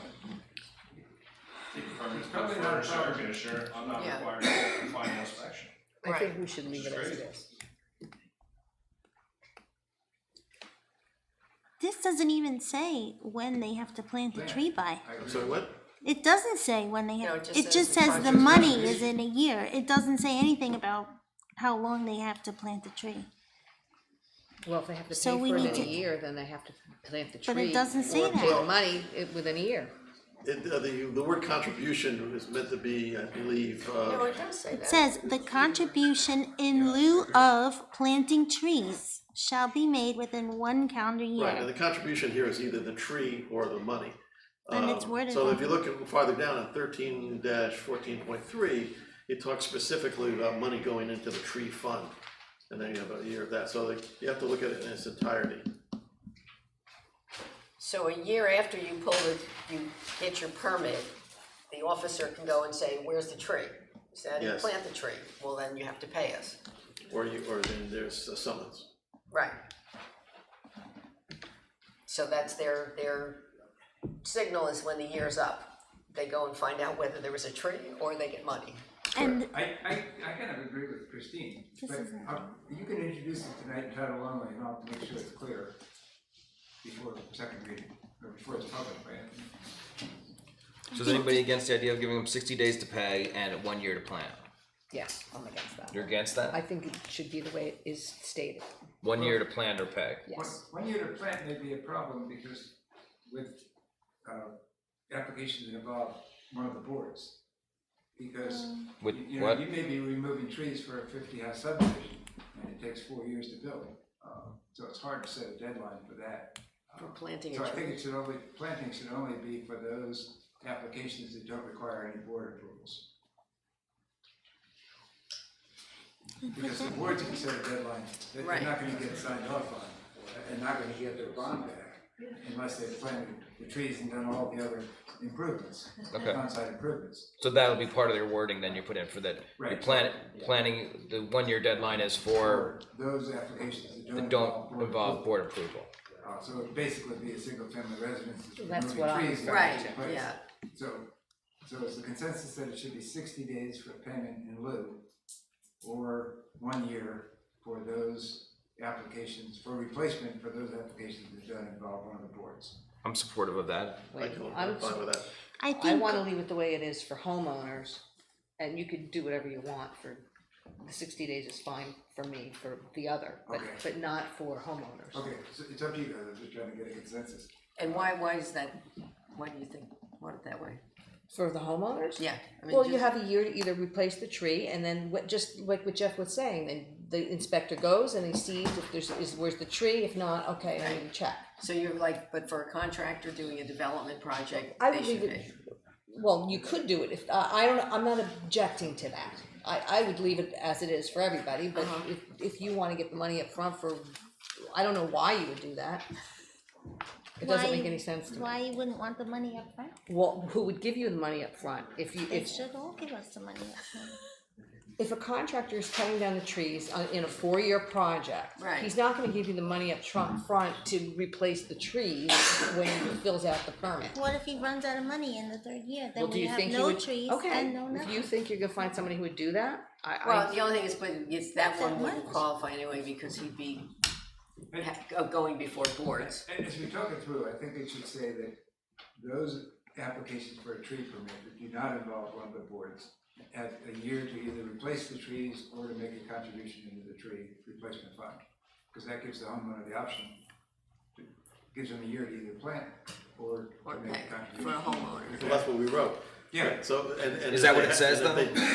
Well, But then who gets the 60 days? And I think Christine's right about it, talks about the payment in lieu of planting. Right. But we can still introduce it tonight, because we're introducing the type. Right.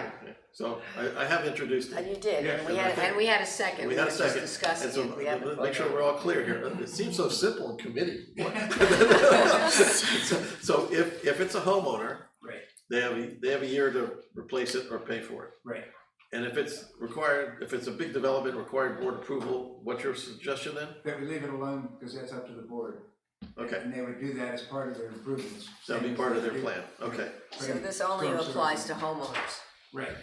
Well, homeowners or any application that doesn't involve. It doesn't involve a board, okay.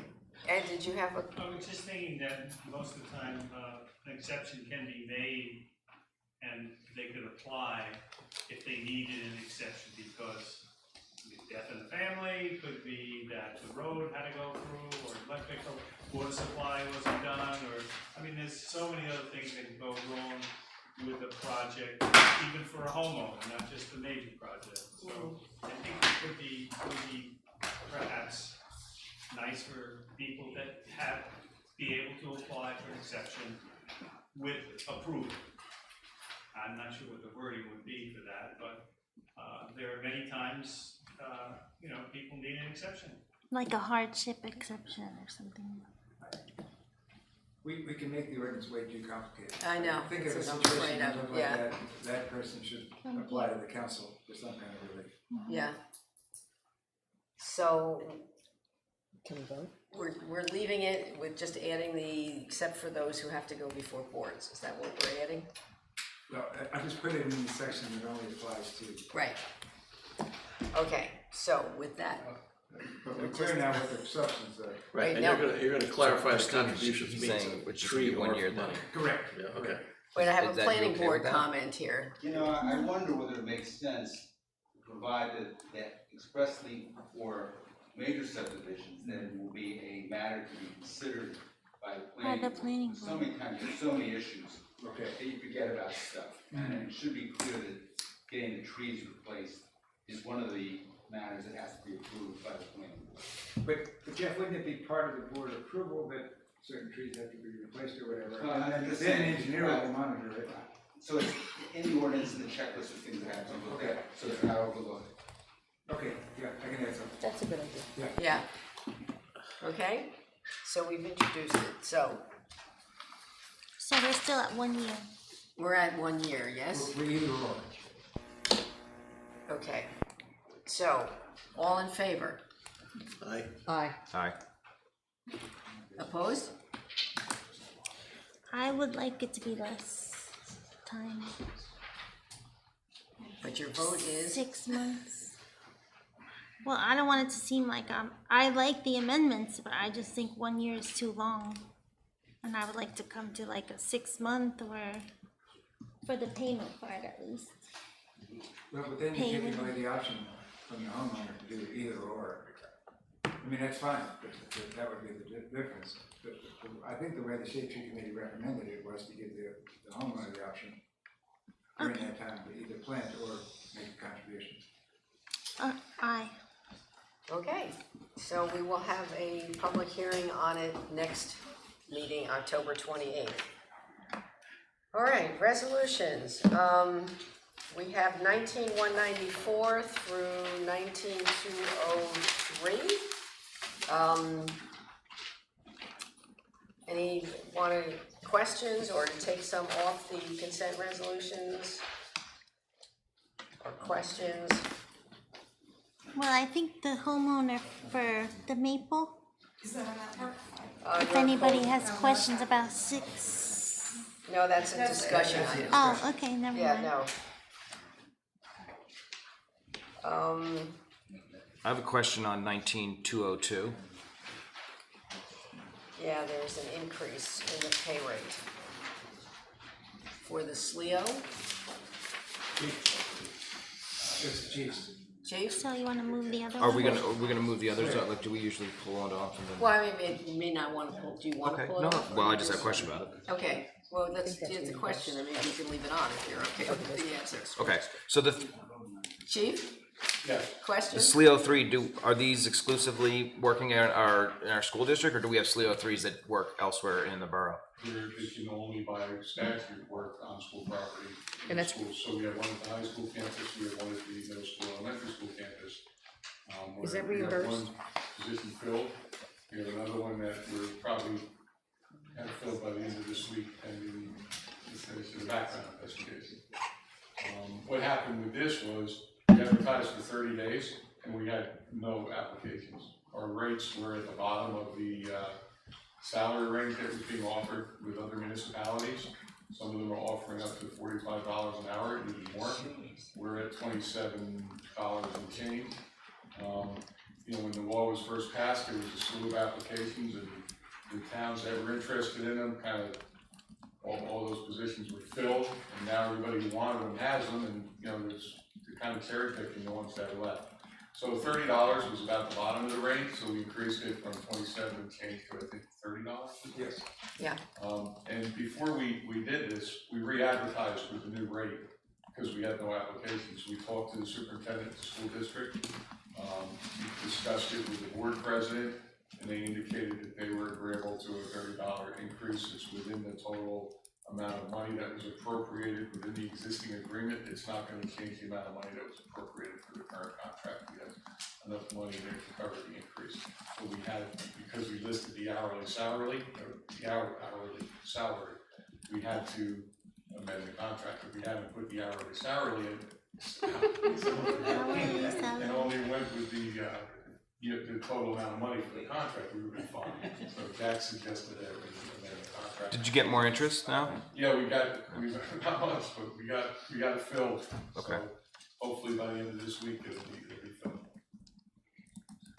So you okay with that? Sure.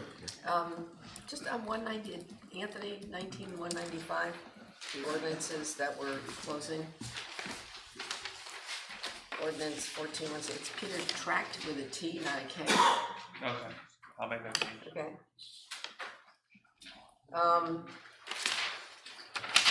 If I have anything else.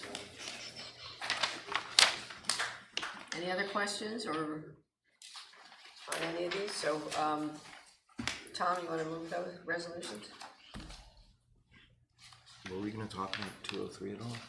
Do we wanna talk about 203? I don't know. I'm fine with it.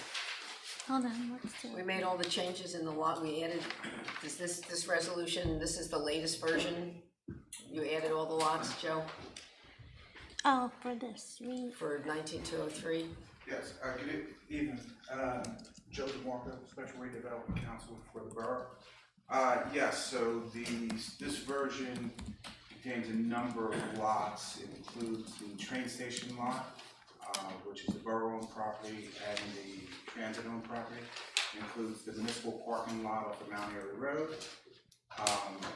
And then it includes essentially the Quimby Lane project lots, both sides of that.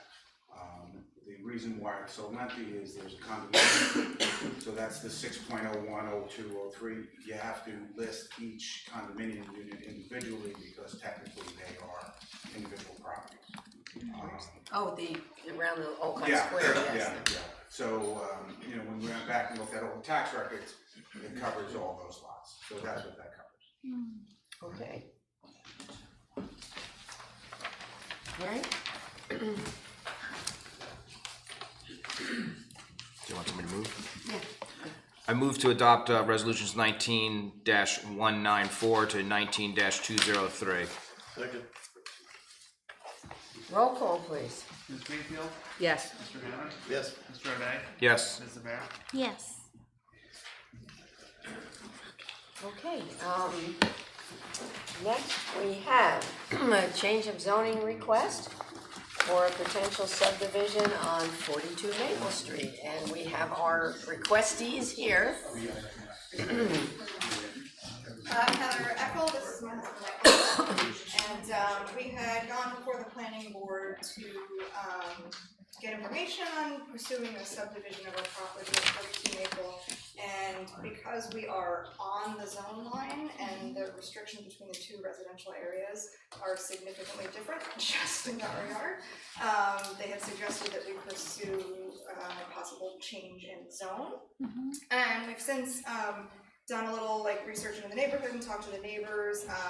You know, their suggestion had been basically, well, I have a visual, I don't know if it helps, so. I got You got this one? Okay, We have it. because I marked it all up. Yeah. But we have, like, Yeah, where we the got new line would be, where the actual properties Makes are sense. highlighted, and then I marked off the, well, let's see, 1, 2, 3, 4, 5, 7 properties that are already non-conforming that are in R4 on that line.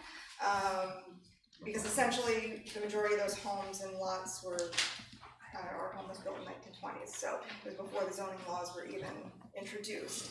And, you know, basically, if we move the line, we'd be allowed to do what all of our neighbors are able to do on Maple Street, keep everything still conforming within the neighborhood, but be able to, you know, work within the constraints of the fact that our home is not currently, you know, up to conformity with where it's located on the property and the garage and whatnot as well.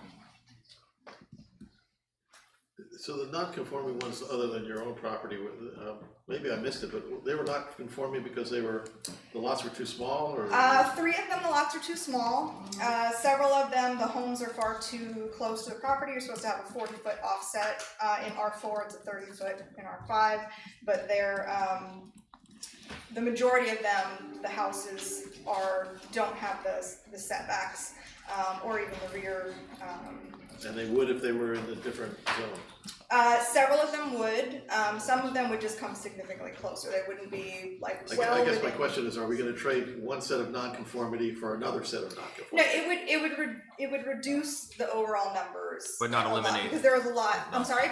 Reduce but not eliminate the non-conformity. Certain one. Yeah, for some of them it will. Some of those lots also have the zone line running through them. Yeah. So there's a couple lots where they have R4 and R5 on the same. Well, that was actually my next question is how, and your packet, your presentation is very well put together, I have to say. How do they So, do looking at the diagram you provided, it looked like a very odd way of dividing up things. Do we know historically why it was the R4 and R5 line of demarcation was made where it was? And I tried to even look find other areas on the map where that happened, and it seems to be pretty unique to our neighborhood that they got divided up like that. Maybe the street wasn't there when they divided it. Oh, maybe. Well, I think that's. So Jack, is this a council discussion about the zoning line, or? Planning board sent them to us. As a council, I suggest that you take a preliminary vote to see whether you're in favor of the concept. If you are, the irony is you send it back to the planning board. That's what they said. So we get to send it back to them.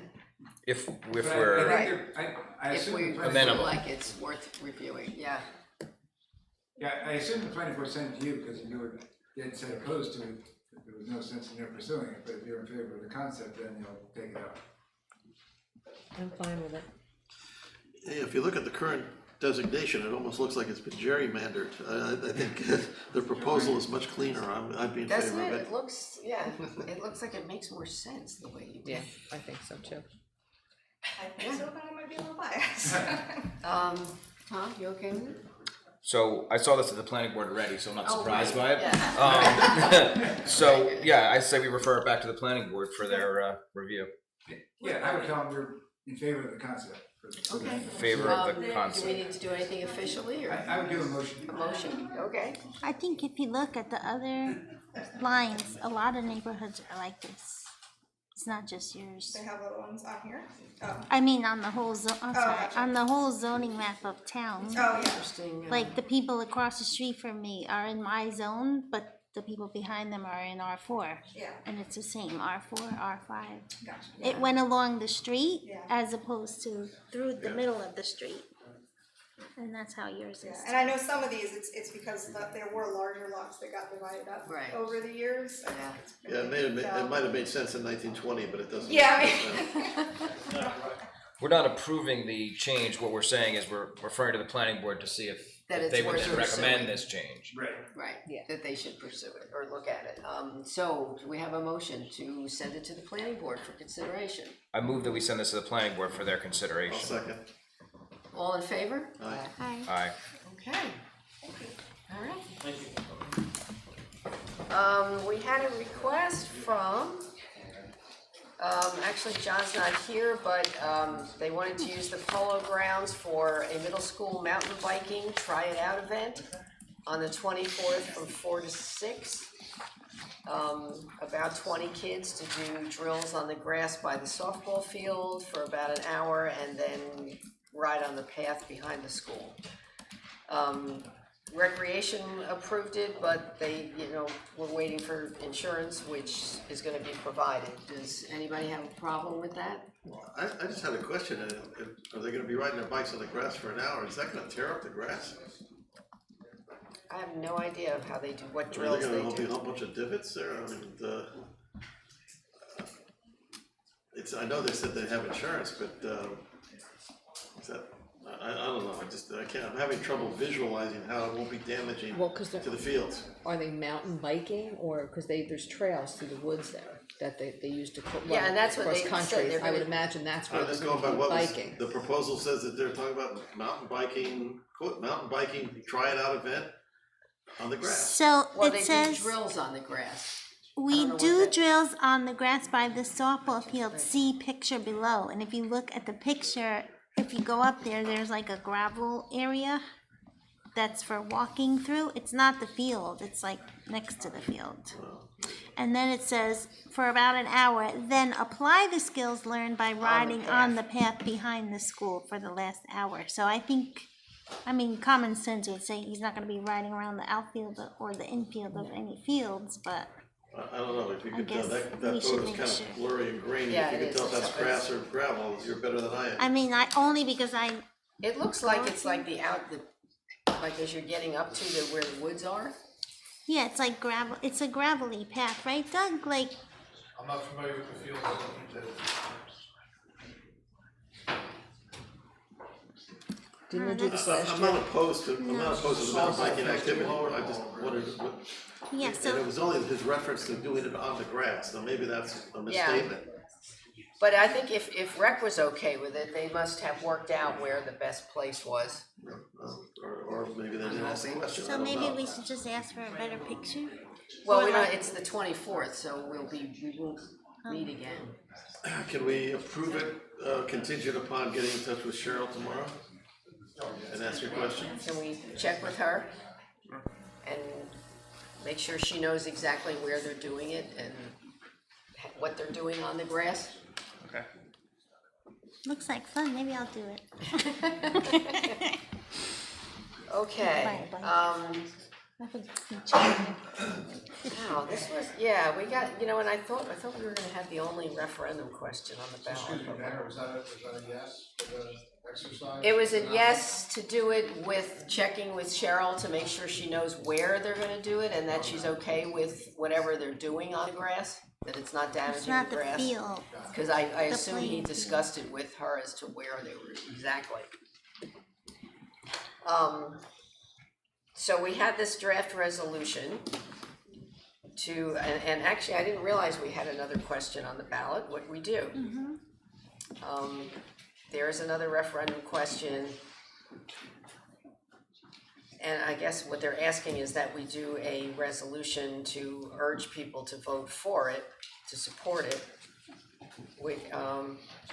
This is from Tinton Falls, which is basically what the referendum question is saying, that any veterans or widowed spouses of veterans who live in a continuing care retirement community are still eligible for a property tax deduction.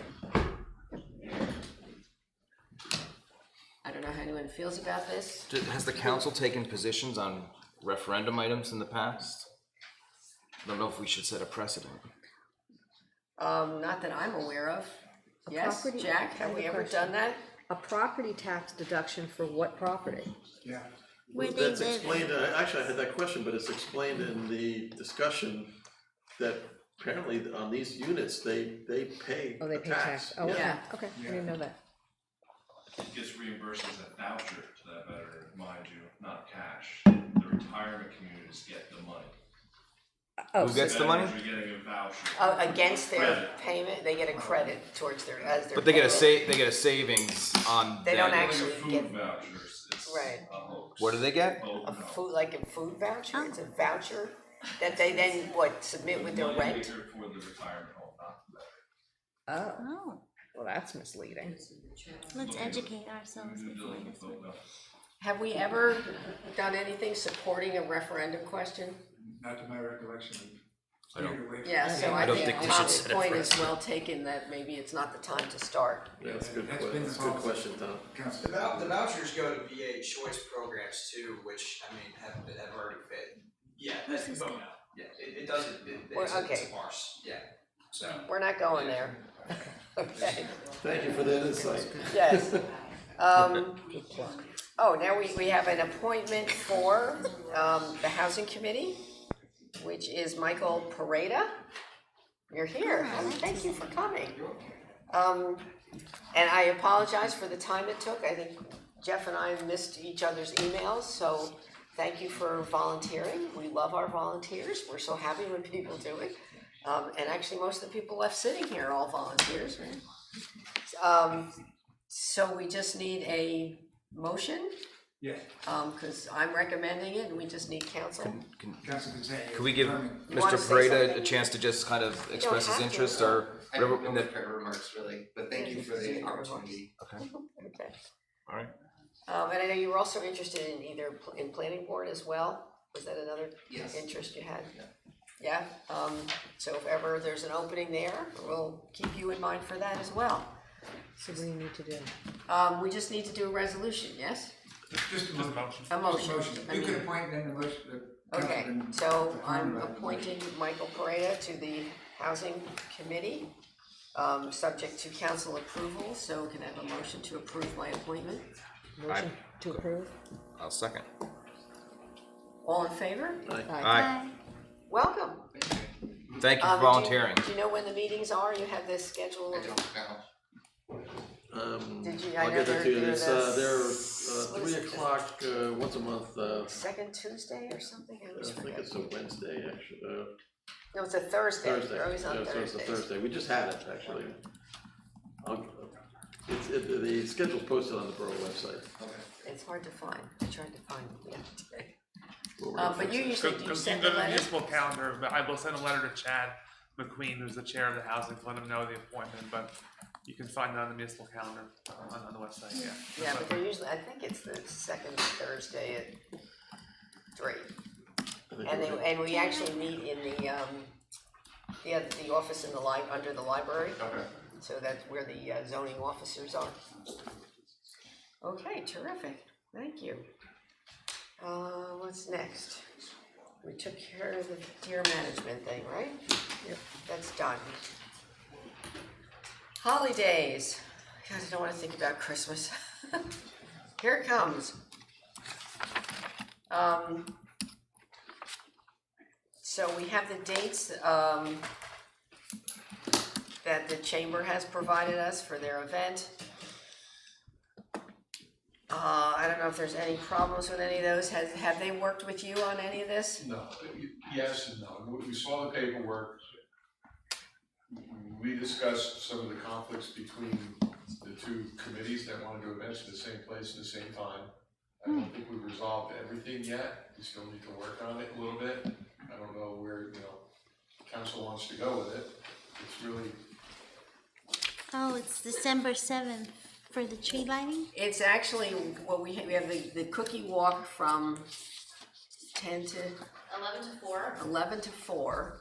The tree lighting's about 4:30, and then their festivities end around 5:36, and the parade would start at 6 o'clock. if they go to the library they do an Yeah, event so at the the- library after the tree lighting. They just, yeah, they That's have what the would- story That's what would reading. end around 5:30, 6 o'clock. He said it's a couple of hours. I talked to Joe yesterday about it. I mean, I'd like to sit down with everybody there if we can, and someone from council. I think that's a someone from the two fabulous idea. committees, come up with a plan as to exactly what Just a schedule, That would be great. like a schedule. Yeah, and because you have to, you know what to block off when and arrange all those things, so I think if we try and get a sit down with Olivia and you and someone from the chamber and kind of work all that out so they all coordinate, because I mean, it'll be a fabulous day, it's just getting it all timed Getting it out all right. coordinated. And ultimately, the council has to provide approval for these, so everybody needs to be working together. Yes. So, I don't know who you want to appoint to that, but. I mean, someone from the police department obviously will be there, but I don't know if someone from council could be there. I think some should be, because ultimately you're the ones who are gonna approve or Right. not approve this stuff. I don't know if you want someone from public safety, if you wanna do it, if you want someone else to do it. Well, if you're gonna do it during the day, I can do it during the day, it's during the day. If you need someone from public safety, I can be there, too. I mean, from the committee. During the day. Yeah, with enough notice, I can do it. so I got two takers here. Why don't we just schedule it and if both can go, it doesn't matter. Yeah, we'll find a time and we'll find out who's, we'll pick a day and time when it works the best and whichever one of you is available. Or even both, right? It Who doesn't is matter. the applicant for holidays? Is it the chamber? It just says Joe Rossi. It's the chamber. Yeah, it's the Chamber of Commerce, but Joe has been representing them and filing the insurance and all that, and then the requests, yeah. So maybe we should have two people from the chamber. Sounds like you've got some of the roadblocks already kind of smoothed out, so. Yeah. Hopefully. Yeah, I think, I mean, it's a lot of, it should be a fun time as long as we get it all coordinated. I think it'll be great. And I guess he works out with it, so I'm not sure what it is he wants us to approve. Do we need to approve? Is there anything here we need to approve? Well, I mean, in the past, the council has approved the special event, they're using the triangle for the tree lighting. We're gonna have to close the turning lane out to Anderson Hill Road, for the fire trucks and Santa Claus and people. Right. So basically, you're authorizing their activities, at that location, the times, and dates, and whatnot. I'm okay. When they hang hang the wreaths, those lighted wreaths. Yeah. Do they need your help on that? No, not technically, if someone comes and hangs those, Okay. they're off the side of the street, they don't. So they're not stopping No, traffic? I think they include the decorating of the street lamps into their whole agenda. Yeah, they got everything on here. And I don't think, We'll be done talking about it by the time I. yeah, we're not gonna be doing the creche and the menorah. I think it's just too wet back there. Okay, but I think that's on the application though, right? Yeah, I mean, that's something we It don't just wanna says do, it's right, being Doug? determined. It's very wet there, we did get it in last year. We did? Oh. I don't know, he said electrical issues. Are there electrical issues back there? No? Okay. You always put it on this side of the pond, so unless it's really wet. Yeah, that's true. I don't think it's. And do they need to coordinate for putting the tree up? They typically do that, they'll let us know when the tree's coming. Okay, and 'cause all that they stuff. said So November lighting and whatnot, 22nd. We'll work with them, we'll give them a date, and Okay, that's 24th. we'll divert traffic or get them off the road. Okay, so is everybody okay with the usual activities? Yep. And we'll just get a committee together to work on the timing and who's doing what, when, and how it all works together. Yes? Okay. You good? All right. Mayor's update, that's me. Okay, what did I do? September 26th, Tons of Toys had a grand opening, their official grand opening, so I got to cut the ribbon on that.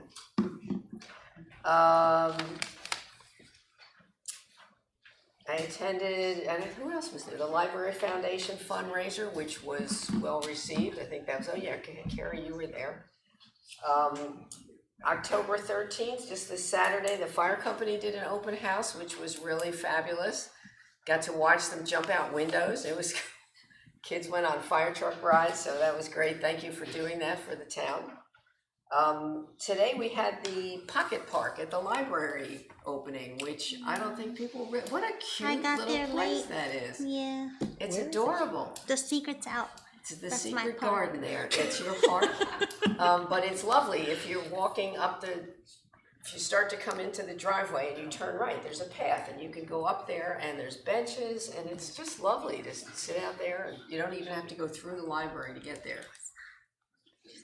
It's not nice, you say it's not Don't nice. go there. I like my Just a peace. reminder, tomorrow night, don't forget the community meeting.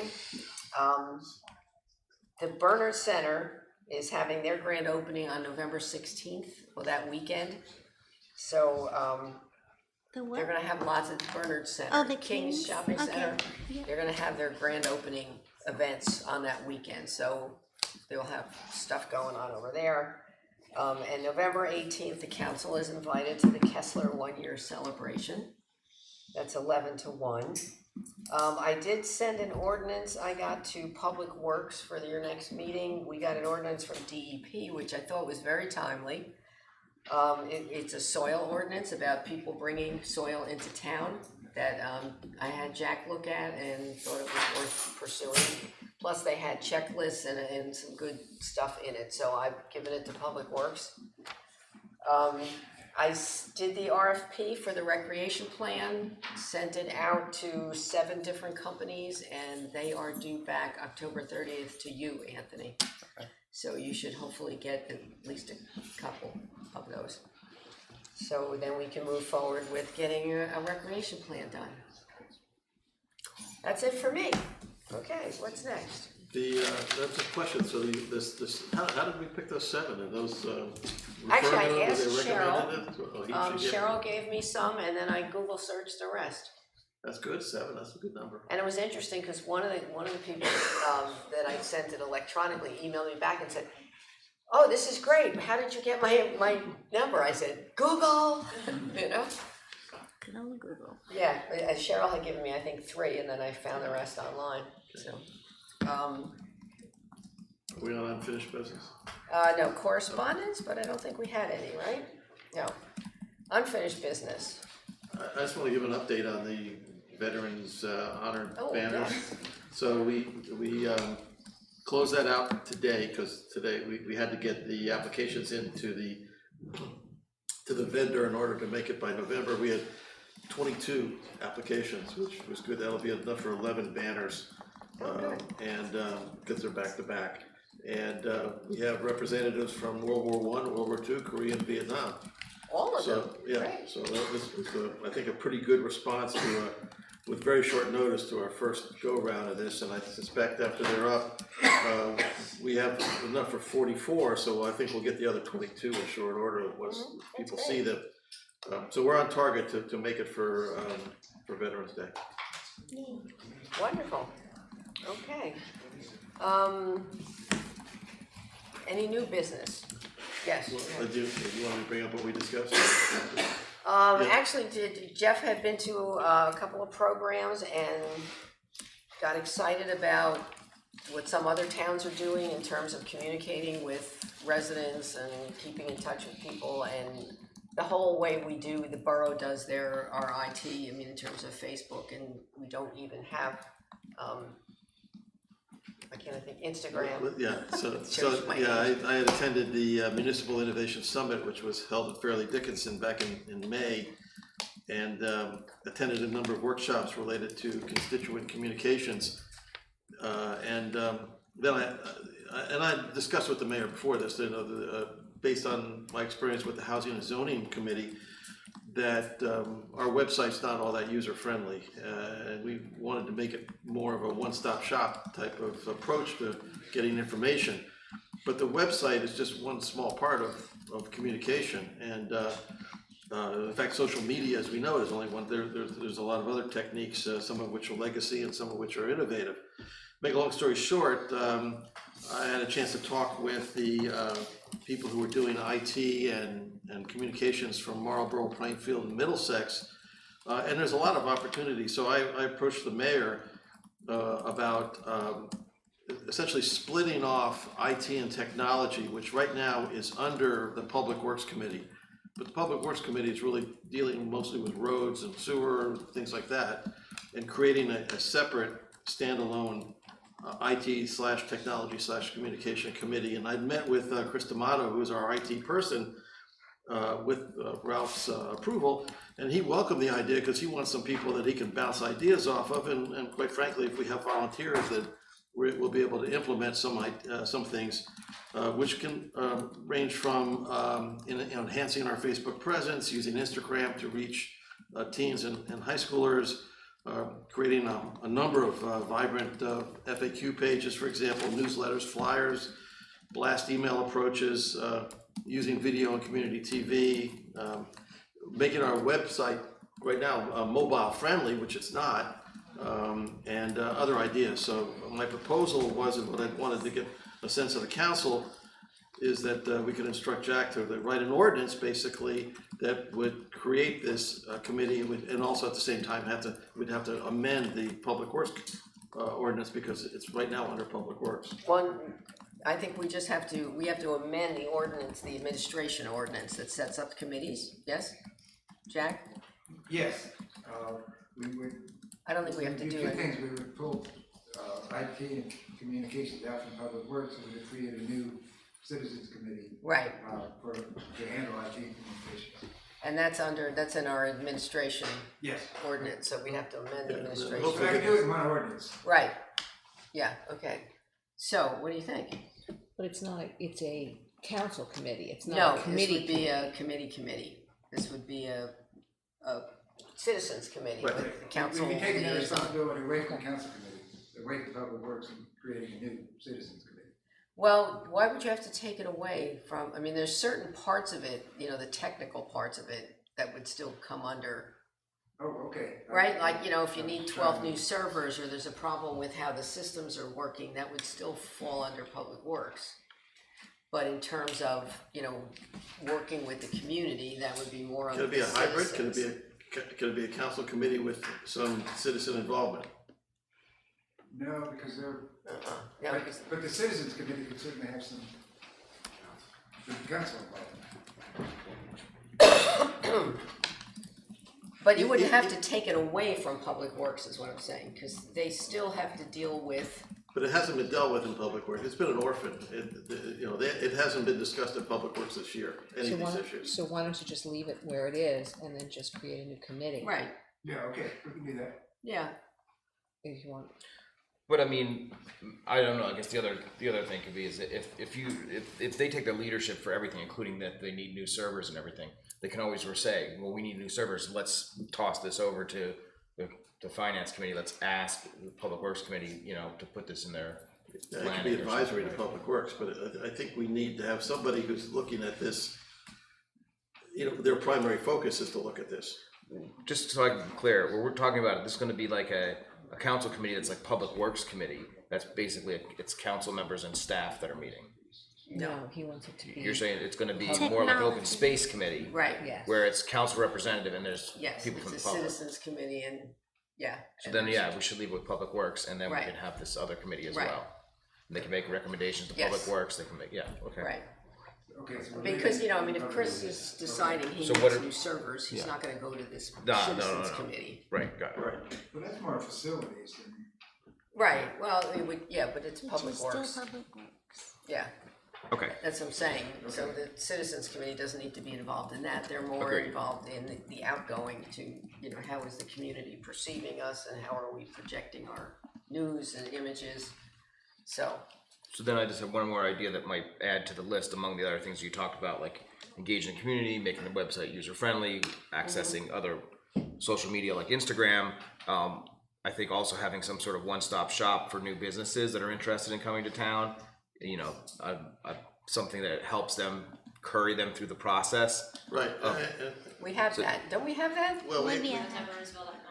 Yeah, but I mean, that's something, downtown Bernardsville is doing it, that's great, and that's fantastic. we but I try mean, to, you're right, and that's actually. we should either it kinda link to goes- that, or we should have something. Well, I mentioned that actually how I got involved was because on the housing and zoning, we packaged together all the different applications that one would need so that they're at least in one spot.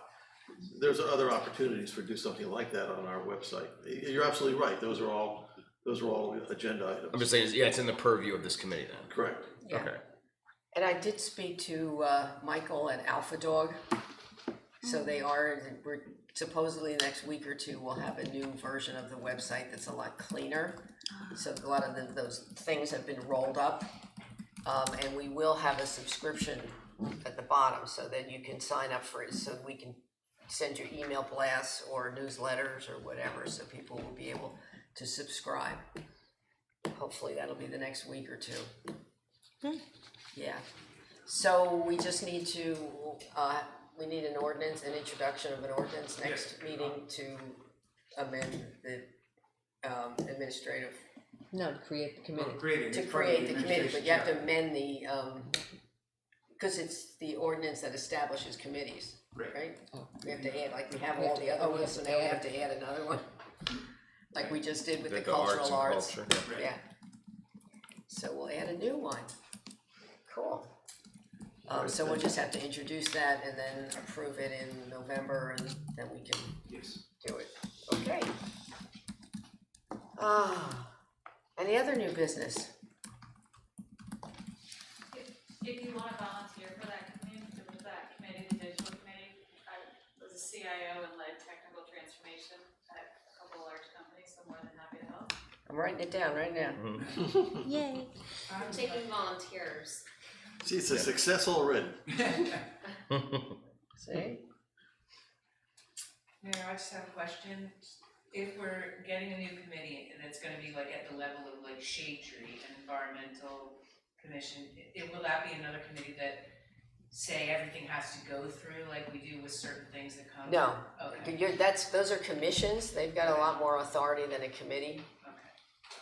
Committees So are it's more really like just the ad hoc advisory. committee and the, Yeah, it wouldn't be ad hoc, but it's like an advisory more committee. of a standing committee, like the cultural arts committee. Right. For things that are under their purview. Yeah. Alright. Yeah, but they would just, come with recommendations or suggestions, but they don't have, they don't decide anything, or they don't.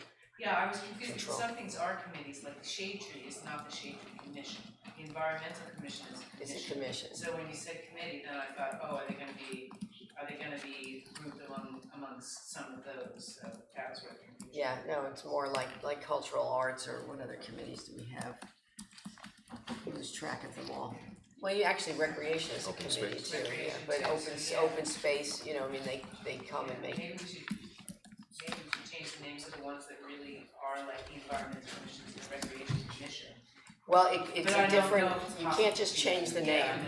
I know. It changes all their authority. It's confusing because, now we have these new things that are just, they're Yeah. a little bit different. Matter of fact, the Same. recreation was a commission, and then it was changed back to a committee, right? Yeah, so it comes with It's different, complicated. yeah. But this is really like an advisory committee, is all it is. Yeah, exactly. Yeah. Okay, nothing else? No more business? We have items for closed session? We do. Yes. Okay, so can I have a motion to adjourn, Second. and will we be coming back? Do you have anything to come back for? Not Were you- that I'm aware of. No? Are we coming out of closed session? I don't have it. No, okay, so that'll pretty much be it, so, did I have a second? We did. There was Second. All motion. in favor? Aye. Okay, so we are now in closed session, thank you all for coming and staying so long.